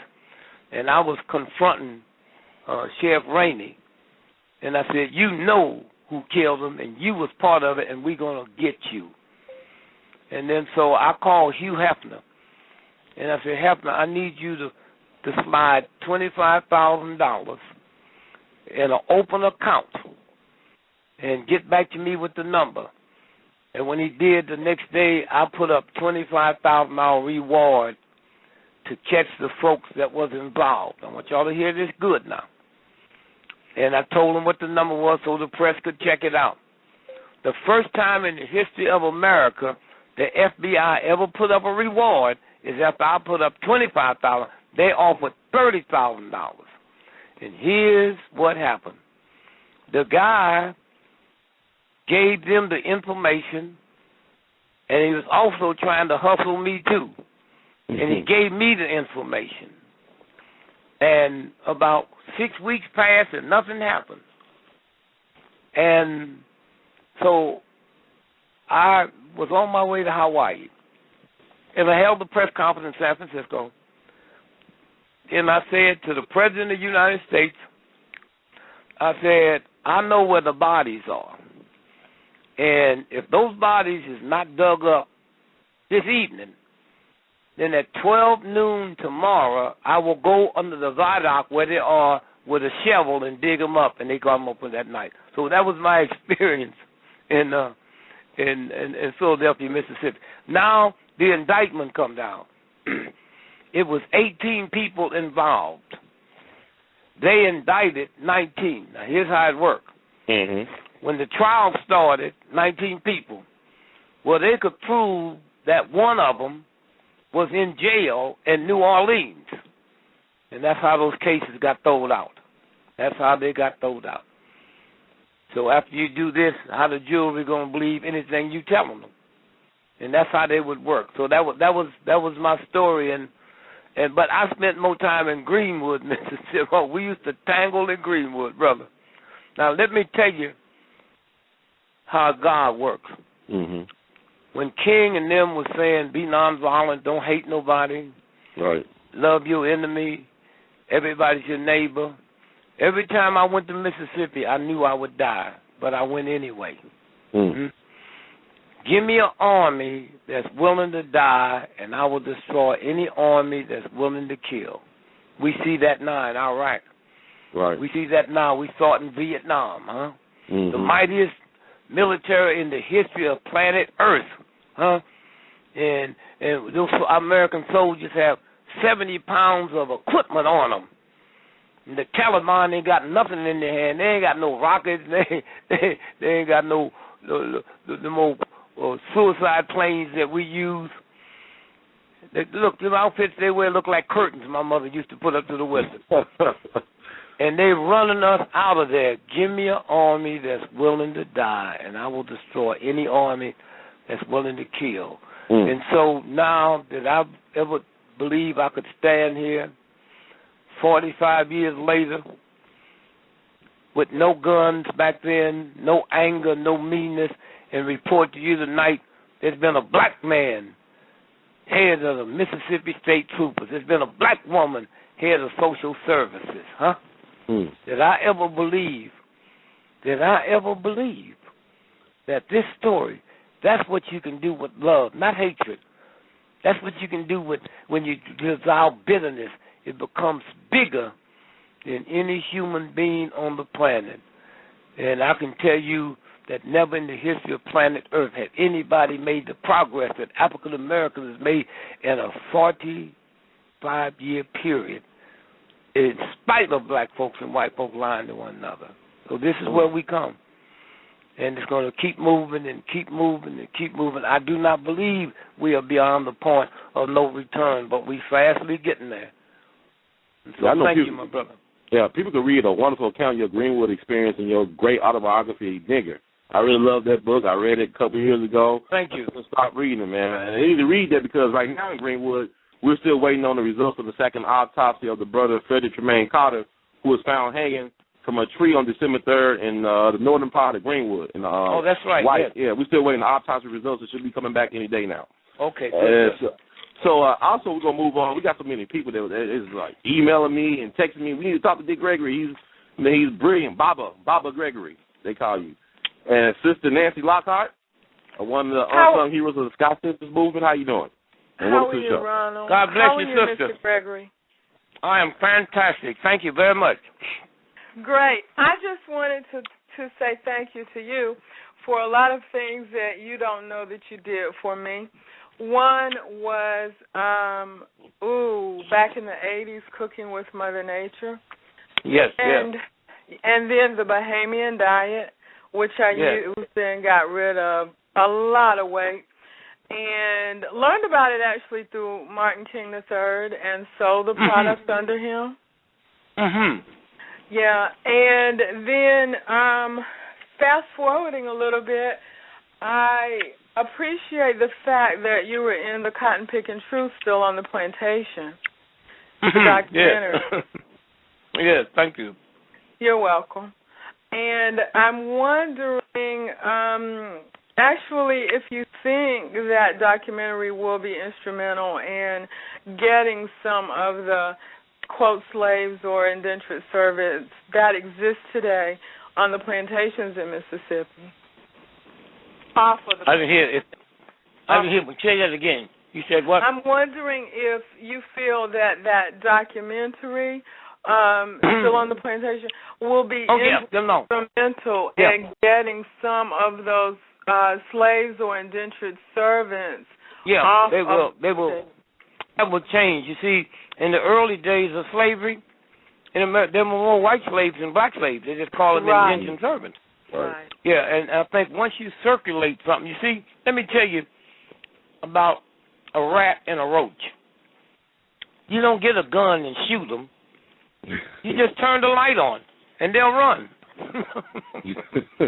They live in darkness. You don't run in and cuff them, stomp your foot. Just turn the light on, and they will run. That's all we need to do, and that's what's going to happen when people look at that documentary. Daylight comes on.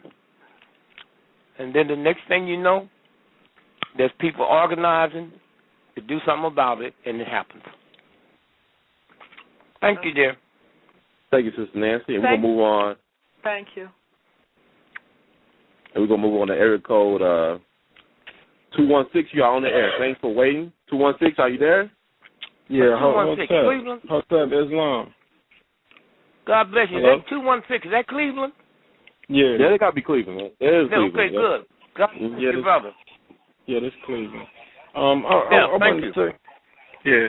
I wanted to ask you a question, but first I want to say I listen to you on Warren Ballantyne's show a lot, and I appreciate a lot of the information that you bring, to the show about the New World Order and the Illuminati and things like that. Yes, thank you. And you opened up my eyes to a lot of stuff. But I had a kind of a critical question because I hear that you support Barack Obama a lot. I know when you was on the Warren Ballantyne show, you give a lot of.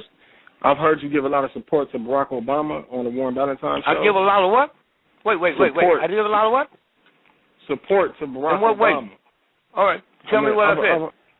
I heard you speak positively of him when he was running for president during the presidential election. I had done a little bit of research, on Barack Obama, and I was finding out that he's advised by Zabisco Brzezinski, who started the Trilateral Commission with David Rockefeller. Wait a minute, you said he's what? Wait, hold back up. He said he's what? Barack Obama, one of his foreign policy advisors is Zabisco Brzezinski. Oh, yeah, who I know all that. You also know his mother and father was CIA, too, right? Yeah. Did you? Who mother and father? Who mother and father? Obama's. I didn't know that. Well, that's what I'm saying. That's new to me. Look, I have the number one researcher. I have the number one research team in the world. There's nothing you can tell me. And all I said, and I'll keep saying, that when he gets in, this can't be fixed. Huh? And I'm sitting here now looking at a black man in the White House, huh? And running white folk crazy. Yeah. Running white folk crazy. Now, let me tell you, I did a documentary in Japan 5 years ago, okay? And the guy was just playing. So, Mr. Gregory, when you think we'll have an African-American president? I said, the next one will be. I said, how did you know after it happened? They came in and did another one. I said, any time in America in the last 5 years before the election, they did 6 movies in Hollywood showing black men as presidents, and they wasn't comedies. Remember that? Right. The number one TV show was 24, a black president assassinated by his Secretary of State. So I said, the brother really better watch Hillary. I mean, they put it out there, man. You see it. Right before Rome fell, they appointed a black emperor from Africa, but it didn't help them. And keep your eye on a black brother out of Atlanta, Republican, named Herman Cain. Brilliant. He just got a picked by the Tea Party, their convention last week, to be their presidential candidate. Now, here's what I love about him. He was chairman of the Kansas City Federal Reserve. When Godfather Pizza was bankrupt and broke, he took it over as the CEO and brought it to life, and their stock is out the box. He was president of the American Restaurants Association. That's white folks. They're more powerful than the gun lobby. He's probably on the other side of Clarence Thomas. Oh, I can't wait for them to pick him. Why? Because all my white friends will have a choice of one black guy or the other. Oh, let me fun. Jesus. Oh, I'm 80 years old. Say, thank God for just letting me live that long if this can happen. So that's what, you know, anytime you vote for the lesser of the two evils, if there's any God at all, you deserve the evil of the evil, huh? And remember one thing, it ain't who votes that count and determine the winner, is who count the votes. It ain't the vote that determines the winner, is who counts the votes. Huh? And George W. said that, right? He said something like that, just because you get all the votes, you're going to win, right? You're right. I'm going to show Cleveland some more love because of LeBron situation and stuff like that. We got another Cleveland caller. Yeah, love it. Are you on the air, Cleveland? Yes, I'm here. God bless you, ma'am. What's your name? This is Mama Oladeji, all-around queen in Cleveland. I love it. Yeah. And you see my name in the chat room. Family. My name in the chat room is No Horse Talk. That's the name of a program that I have on Block Talk concerning the 11 murders and decapitation of the women here in Cleveland, the Imperial Queens, and that's what that program is about. One of the main black serial killers, Sowell, and he hasn't gone to court yet. But anyway, that's not what I called to talk about. My brother, do I love you? Yeah, I'm up there with you in age, so I've been with you a long time. The last time I saw you was when you came to Corey Church here in Cleveland. Yes. Corey Church is where we have Freedom School. For those that don't know, when we were doing the riots in the 60s, I'm an ex-nationalist, and I've been out there on the front line for a long time. But I'm just going to tell you, right now, you know, my concern is what you were talking about a little earlier was the water being polluted, and they have also taken over the seeds. And I want to know, how do we get our natural seeds back? Because we cannot generate our melanin to heal ourselves if we don't have seeds that's producing nutrients.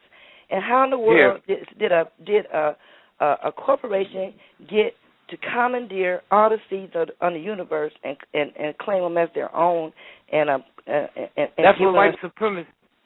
That's what white supremacy is about. Yeah, let me tell you something. How can we get our seeds? Wait. Wait. First, if you and I plant 10,000 acres of wheat, right? Mm-hmm. And decide we're going to give it to Africa, right? Mm-hmm. We can't do that because the seeds also got patents on them. You know that, right? Right. And just like if Stevie wanted to do a record, if we sang it, we got to pay him.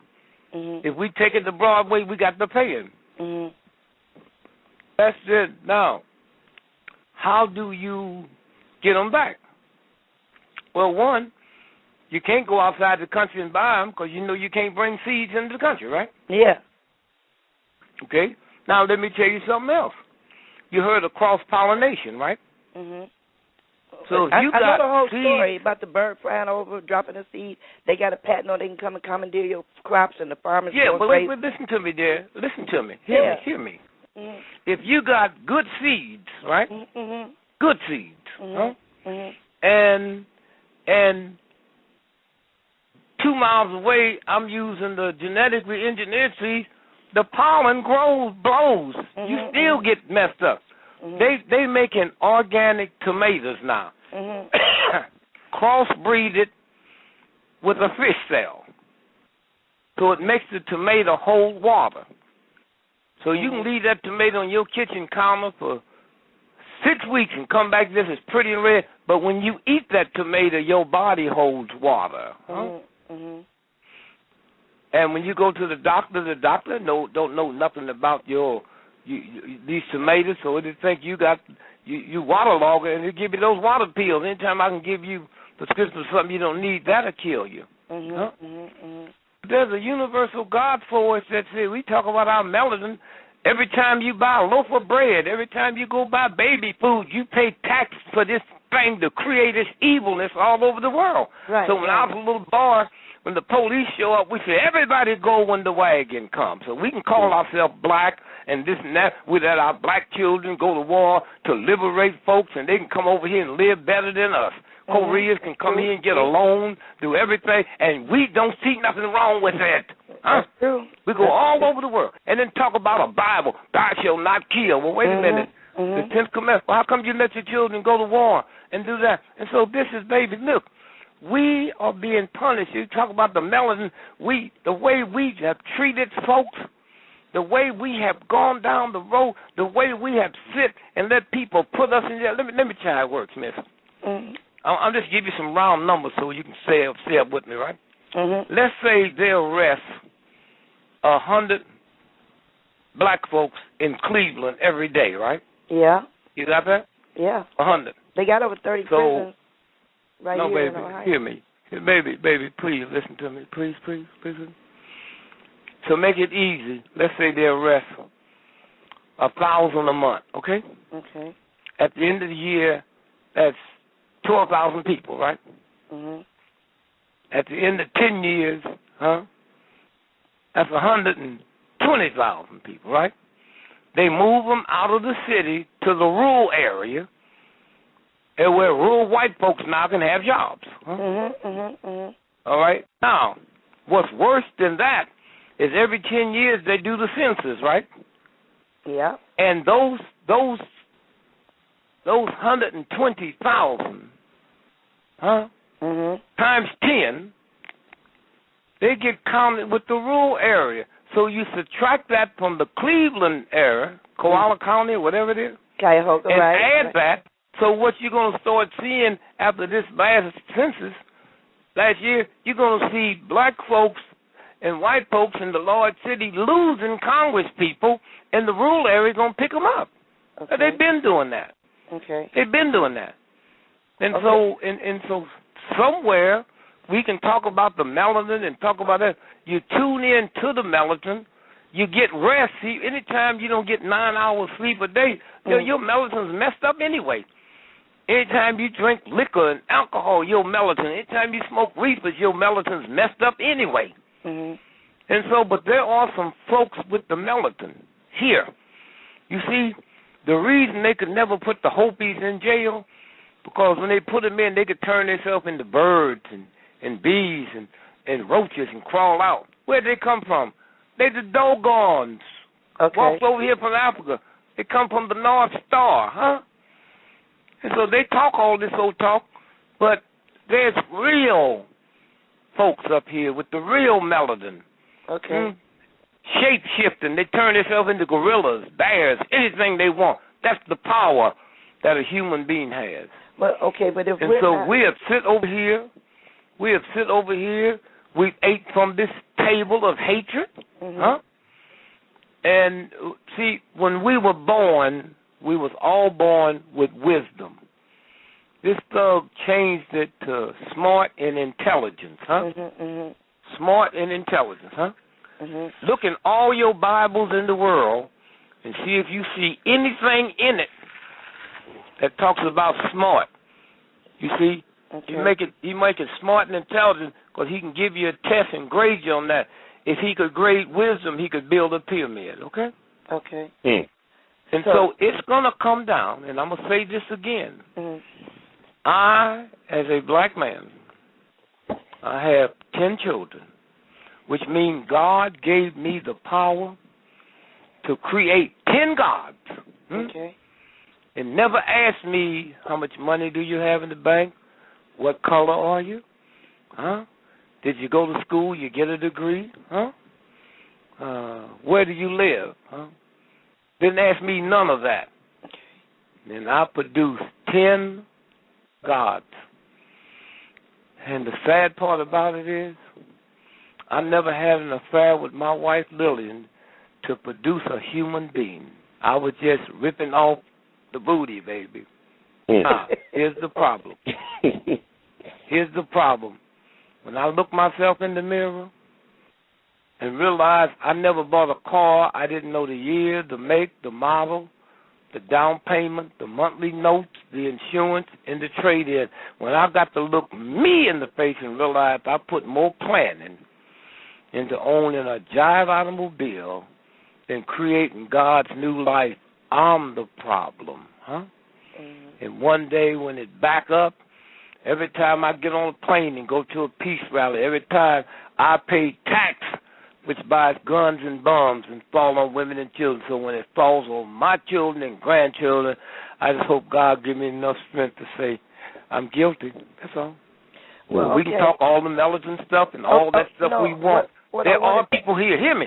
There are people here with it, and when with the right connections, you'll know right where you can go and get it. You'll know right the crop they can't mess with, huh? Yeah, what I wanted to know is I appreciate that information, but what I wanted to know is there any way that this brother, the activist, because he seems like, a real powerful brother, that we could try to do something about, because I don't feel like there should be 30 prisons in one state. And this is the new slave labor, and I don't feel that no one entity should own all the seeds in the universe. That's something like you say with air. But they're even selling oxygen. They're cutting down the trees and even selling oxygen. They're just selling all the natural resources that the Creator did give us. And I want to know how we can come together to try to do something. If a cat and a dog was eating food and the food dried up in the county, what would they do? Perish. What would they do? They migrate someplace else, right? Huh? Okay. That's the same thing. The universal God gave you that brilliance. If Cleveland caught on fire today, how many people you think would stay there and burn? They would get out of there, right? Okay, like they did in New Orleans, you mean? And go someplace else, right?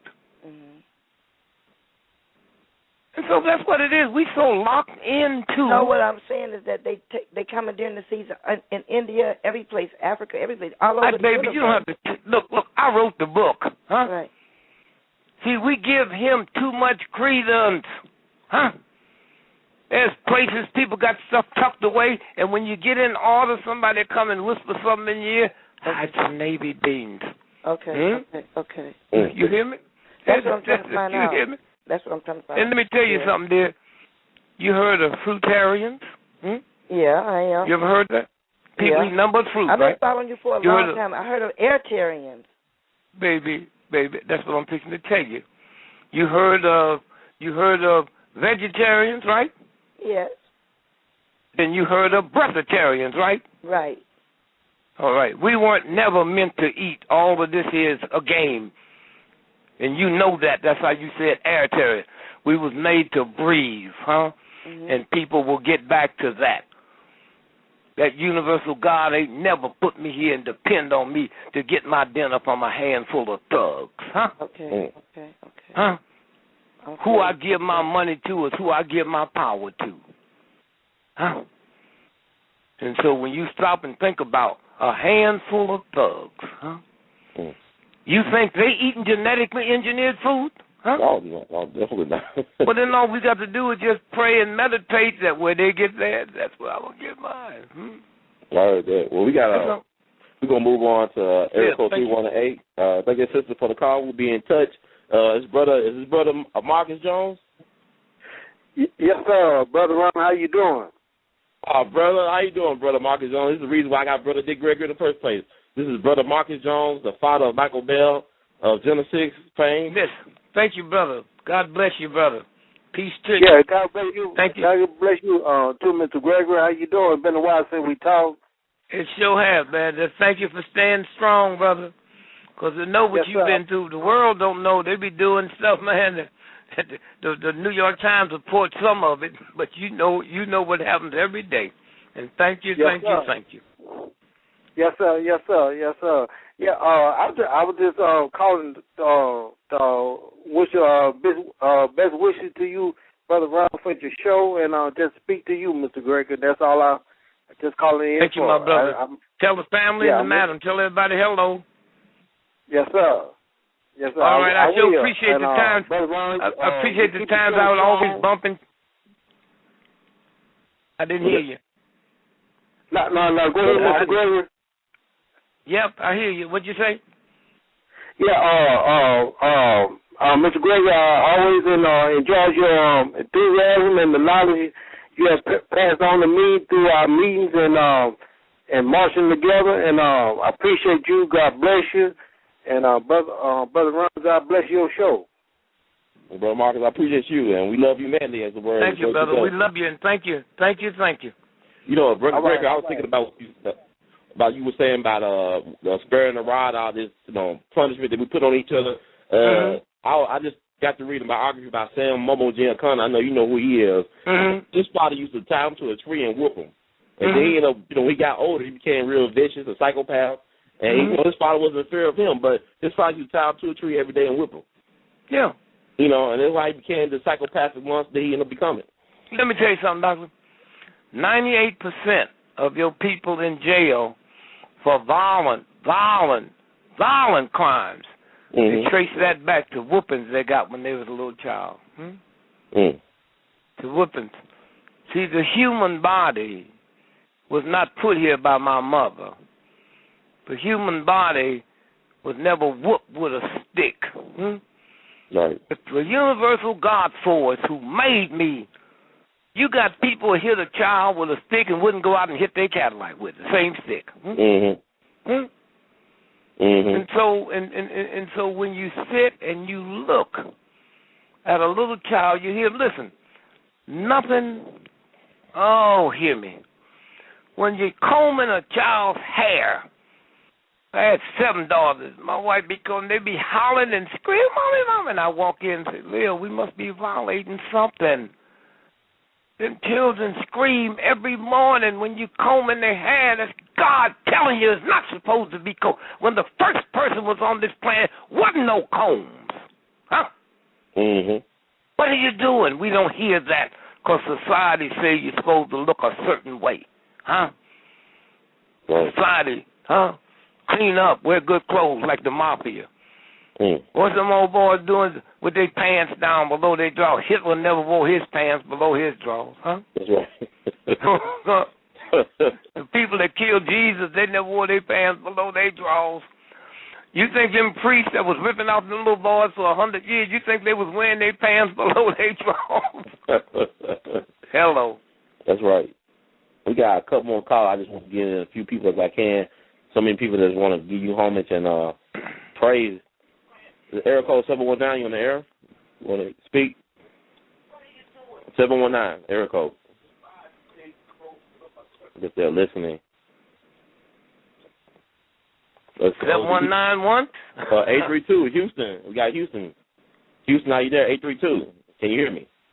878? Let's keep on moving now. I guess a lot of people just listening in. Got area code 626, you on the air. You got anything to say? 626? A lot of people just listen. You got a lot of listeners. Good. I mean, like, in the chat room is going crazy in there. People just really enjoying it. 816. You got on there, 816? 816 right here.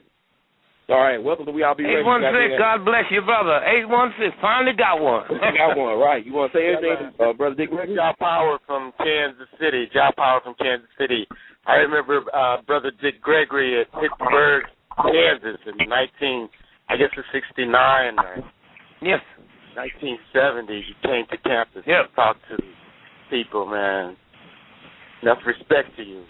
Continue to do the good work, man. You in Kansas City, Missouri, or Kansas City, Kansas? Kansas City, Kansas. Well, you know, right across the bridge there, Kansas City, Missouri, you know they got enough, you know y'all got those natural caves. You know that, right? Oh, yeah, been there. And you know they have enough food stored there. Been there. Huh? Been there. Go ahead. I'm listening. They got food stored in them caves and medicine to last for 1,000 years. That's the heartbeat right there in them caves. That's what Huck Finn and all of them. That's what what's his name? Oh God, what's his name that wrote Huckleberry Finn? Oh, Mark Twain. That's what Mark Twain then was talking about in this writing, them caves. That's where Frank and Jesse James came from, up there in the boot hills of Missouri. Yeah, you're right about that. They killed Jesse, and Frank changed his name to Rockefeller. That's where the Rockefeller was some thugs. John D. Rockefeller, the old man, he whooped women, his children, everybody. He wasn't a little gangster. And then they polished themselves up. That's how they got so rich. They stole everything moving.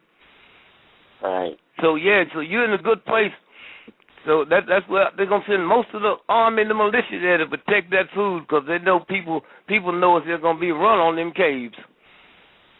Yeah, you, Brother Dick Gregory. I mean, you look at the revolution going on right now overseas, but you think like you see what's going on in Wisconsin and Ohio, and other places. Do you think that the spirit is here? Do you think it can actually happen here? It can evolve from a protest to a full-fledged revolution? You see, remember, revolution is nothing but evolution. Mm-hmm. Evolution is nothing but a gradual naturistic change that leads into revolution, which is quick change. So you can always tell, like you take your birthday, and you can count back 270 days and know when your mother conceived you. Yes, sir. 270 days after conception is when gestation, evolution leads into revolution. And when that water bag breaks, it ain't an army on this planet that can keep that baby up in there. So when you stop and think about, you know, the old days, we just pick up stuff. Easter is a Latin word meaning fertility. That's why its symbol is a rabbit and an egg. When is Easter Monday? Huh? Easter Monday comes after Good Friday. You get Easter Monday. And then Christmas will come 270 days after Good Friday. It's Christmas. Now, if Good Friday and Easter, one year come in April, another year come in March, right? Right. Nah, you can't be killed in 2 different months. These are symbols. And so when you go to 270 days from Good Friday is Christmas. Okay? 270 days. On December the 21st, the sun dies. The pagans knew that. That's when they put the wreath up. See, a lot of people don't know that when there was a death in the family, you put a wreath up with a purple armband. The Christmas wreath had a red armband because it represented death of the sun. And it dies for 3 days. Midnight the 21st of December. Midnight, it dies on the 21st. Midnight the 22nd, 1 day. Midnight the 23rd, 2 days. Midnight the 24th is 3 days. Midnight the 24th is the morning of the 25th. That's what they mean when they say on December 20th, the sun is born. That's S-U-N, not S-O-N. Right. That's all of this they put out there to play the, and the pagans on December the 24th, midnight, they decorated the trees saying hello to the sun. And so once we start turning that around and looking at it, when is Easter? Easter is always the first Monday after the first new moon, after the first full moon, after the spring equinox, So then we come up with this information. Well, it's a sin to play cards. You ever heard that? No, I haven't heard. No, sir. Said old folks, it's a sin to play cards. Have you ever played cards, brother? Oh, I'm not a card player. I didn't ask you that. I said, have you ever played cards? Maybe Uno once. No. See, you're not. I didn't ask you. I said, have you ever played cards? No, sir. Okay, have you ever seen a deck of cards? Yes, sir. You know how many suits is in a deck of cards? No, sir. 4. Spades, clubs, diamonds, and hearts, right? Yes, sir. There's 4 seasons to the year. 2 black seasons and 2 red seasons. Yes, sir. Summer and spring, is red. Fall and winter is black. Yes, sir. Do you know how many cards it is to a deck? No, sir. 52. How many weeks is it to a year? 52 weeks. Okay. Now, every suit, you count 1. That's the ace. 2, 3, 4, 5, 6, 7, 8, 9, 10. 11 is the queen. 11 is the jack. 12 is the queen. King is 13, right? So if you add all them numbers up, 1, 2, 3, 4, 5, 6, 7, 8, 9, 10, 11, 12, 13, and then multiply. You know how many weeks it is to a season? 13. If you add all them numbers up, all 4 suits, you get 364, and Joker makes 65, That's what they tell you, don't. That's where all the secrets is hid, you know? And so if you know numerology, you got 2 holes on the side of your head called your ears, your nose is 2 holes, your eyes are 2 holes, your mouth is 1. That's 7 holes. Go down, 8, 9. Okay? 9 is the number of God. There's 9 planets to the universe, right? 9 is the number of God. That's the only number you can multiply by 1,000,000, trillion, billion, and you never lose 9. There is no such thing as 2 digits. You add across till you get 1, and that's the vibration. 9, you can never lose 9. 1 times 9 is 9, right? 2 times 9 is 18. 1 and 8 is 9. 5 times 9 is 45. 4 and 5 is 9. 9 times 9 is 81. 1 and 8. You can multiply 9 by 1,000,000, trillion, billion, and you'll never lose 9 because God ain't to be messed with. And all them folks is playing with the food and stashing that. No. That's a game they playing, son. Oh, the big chief is on his way here. Got a message. Stand up and be counted. That's all. That's all. No big thing. We have to stop making God out of a pit bull. God ain't going to sit God on white folk. The same God that created Hitler created the Jews. The same God that created the slave owner created the slave. Come on, y'all. Okay, Doc, we got anybody there before I run out of here? Oh, yeah, we got a couple people. I definitely want to. It's an honor to have you always on. Oh, you know how to get me. Just call Lillian. Yes, sir. I just think that my luck, my fortune. But area code 443-447, you on the air? You want to speak?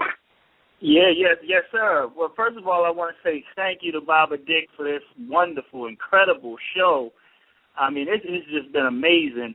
I just want to point out two things which really made him my role model. I remember when you came to Baltimore on one visit, you said that you would rather someone killed you than for you to ever have to take a life in this lifetime. And me being young, I'm like, you know, this is amazing because, you know, I mean, I didn't know nothing about that kind of philosophy.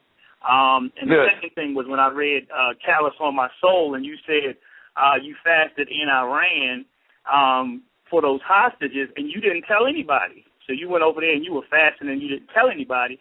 Anybody who wants to, you know, hear the story can kind of get the book. But I just had one question. Your research team, have they found anything really interesting that you could share with us about UFOs? Oh, yeah. Before I put a research team together, I knew they existed. I've seen them, and I knew people that said, see, when you get up here in this other category, in the big boy school, right? My baby son was a financial analyst for the city of New York. He couldn't tell them white folks how to spend $34 billion, but they couldn't analyze they couldn't spend till he analyzed. So I said, come on, punk, I'm gonna tell you what the real white folks. See, white ain't a color, it's an attitude. And if you ain't got trillions of dollars in the bank, you can't have the attitude. And most of us black folks in America owe white folks a serious apology because we mad at the wrong white folks. The white folks we mad at couldn't help you if they liked you. They'll kill them on the way to get you, okay? So I said, come on, take you to this meeting in Budapest, let you meet some real white folks. So we sitting there, and we're drinking cognac at $40,000 a shot. I said, Ralph, you don't drink this cheap stuff, man. I'm trying to show off for my son. So he apologized. We go up to the 16th floor where it starts at $100,000 a shot. Wow. So I said, Ralph, this little punky son of mine, tell him what a good day economically for you. He said, if I don't make $50 million a day, it didn't do me no good to wake up. I said, tell him where you fit in the scheme of things. He said, I don't. They'll kill me on the way to get your dad. I said, you up here with the boys that run the stuff. You was Virgin Russell's secretary. You got one of the brilliant minds. Tell him about high school football games. He said 60% of all high school games is fixed, okay? It's a game they got y'all playing, okay? How do you think they get them chumps $200 and $300 million? You think they get that from tickets? They fix one game, huh? The favorite in the Kentucky Derby haven't won in 27 years, huh? Come on, y'all, huh? It's a game. But they just put you to sleep. They put you to sleep, and then when somebody comes with the lantern to try to wake you up, you're crazy. You know they couldn't do that. Okay. So anyway, no, there's UFOs. I mean, I was talking to this white boy. It was obvious he was one of them because I'd ask him questions and he would answer me. And I said, oh, my God. He came out of San Francisco to the club. He said, your friends want to see you. And I knew what he's talking about. And I wasn't into UFOs or wasn't into them or not. I just hope it's somebody else here other than white folks. So I didn't have no problem believing in them. I said, these white folks I grew up with, oh, my God, I hope this ain't the only thing. God, if you did that, and I'm here in America, I said, God, if you don't do something to this country quick, you owe Simon and Gomorrah a serious apology. Yeah. So everything's going to balance out. Fear and God don't occupy the same space. Fear and God do not. There's a lot of water out here in this ocean, but it can't sink your ship till it gets inside. And if I can trick you into hating me or thinking you above me and all of that, then you violate. You violate. I remember this story my mama used to tell me. This old lady, man, was walking down the street, rich woman, rich. And she bumped into Jesus. And he said, oh, Jesus, I can't tell you. I said, oh, Miss Millie, I just love you. I just like the way you take care of people and feed the hunger. I said, Jesus, would you just come by my house one day for dinner? I said, sure. How about next Sunday? And he said, yeah, next Sunday. Okay. What time? He said, 3 o'clock.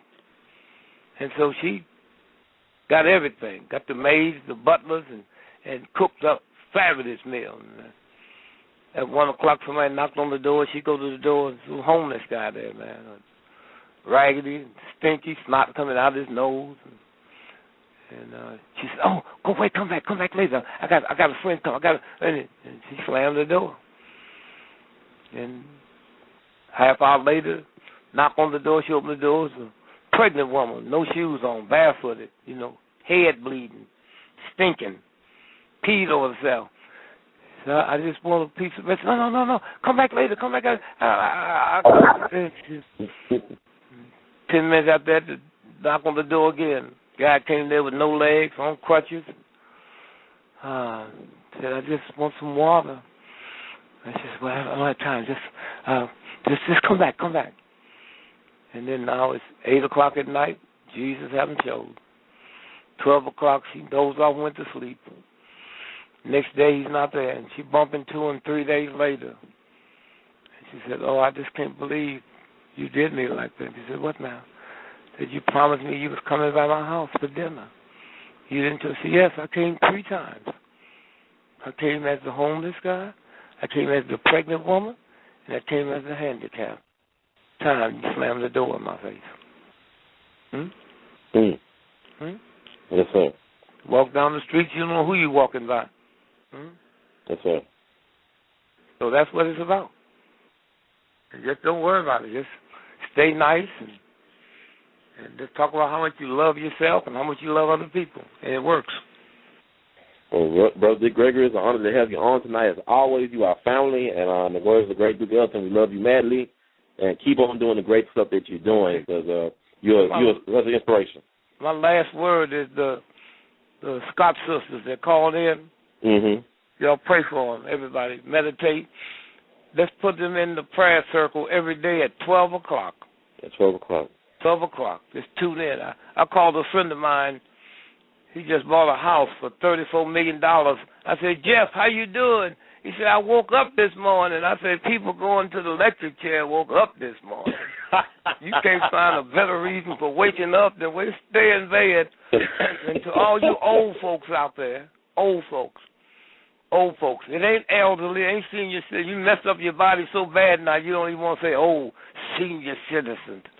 Okay, let me tell you how you know when you're getting old. You know when you're getting old when somebody compliments them beautiful alligator shoes you wearing and you barefooted. Love you, brother. Love you, Brother Dick. Peace to you. Got you. Thank you. Yes, sir. We are out, but like Brother Dick Gregory said, keep the faith, hold on, be strong. Well, he didn't say that. He said prayer circle at 12 o'clock. But hold on, keep the faith, because we coming.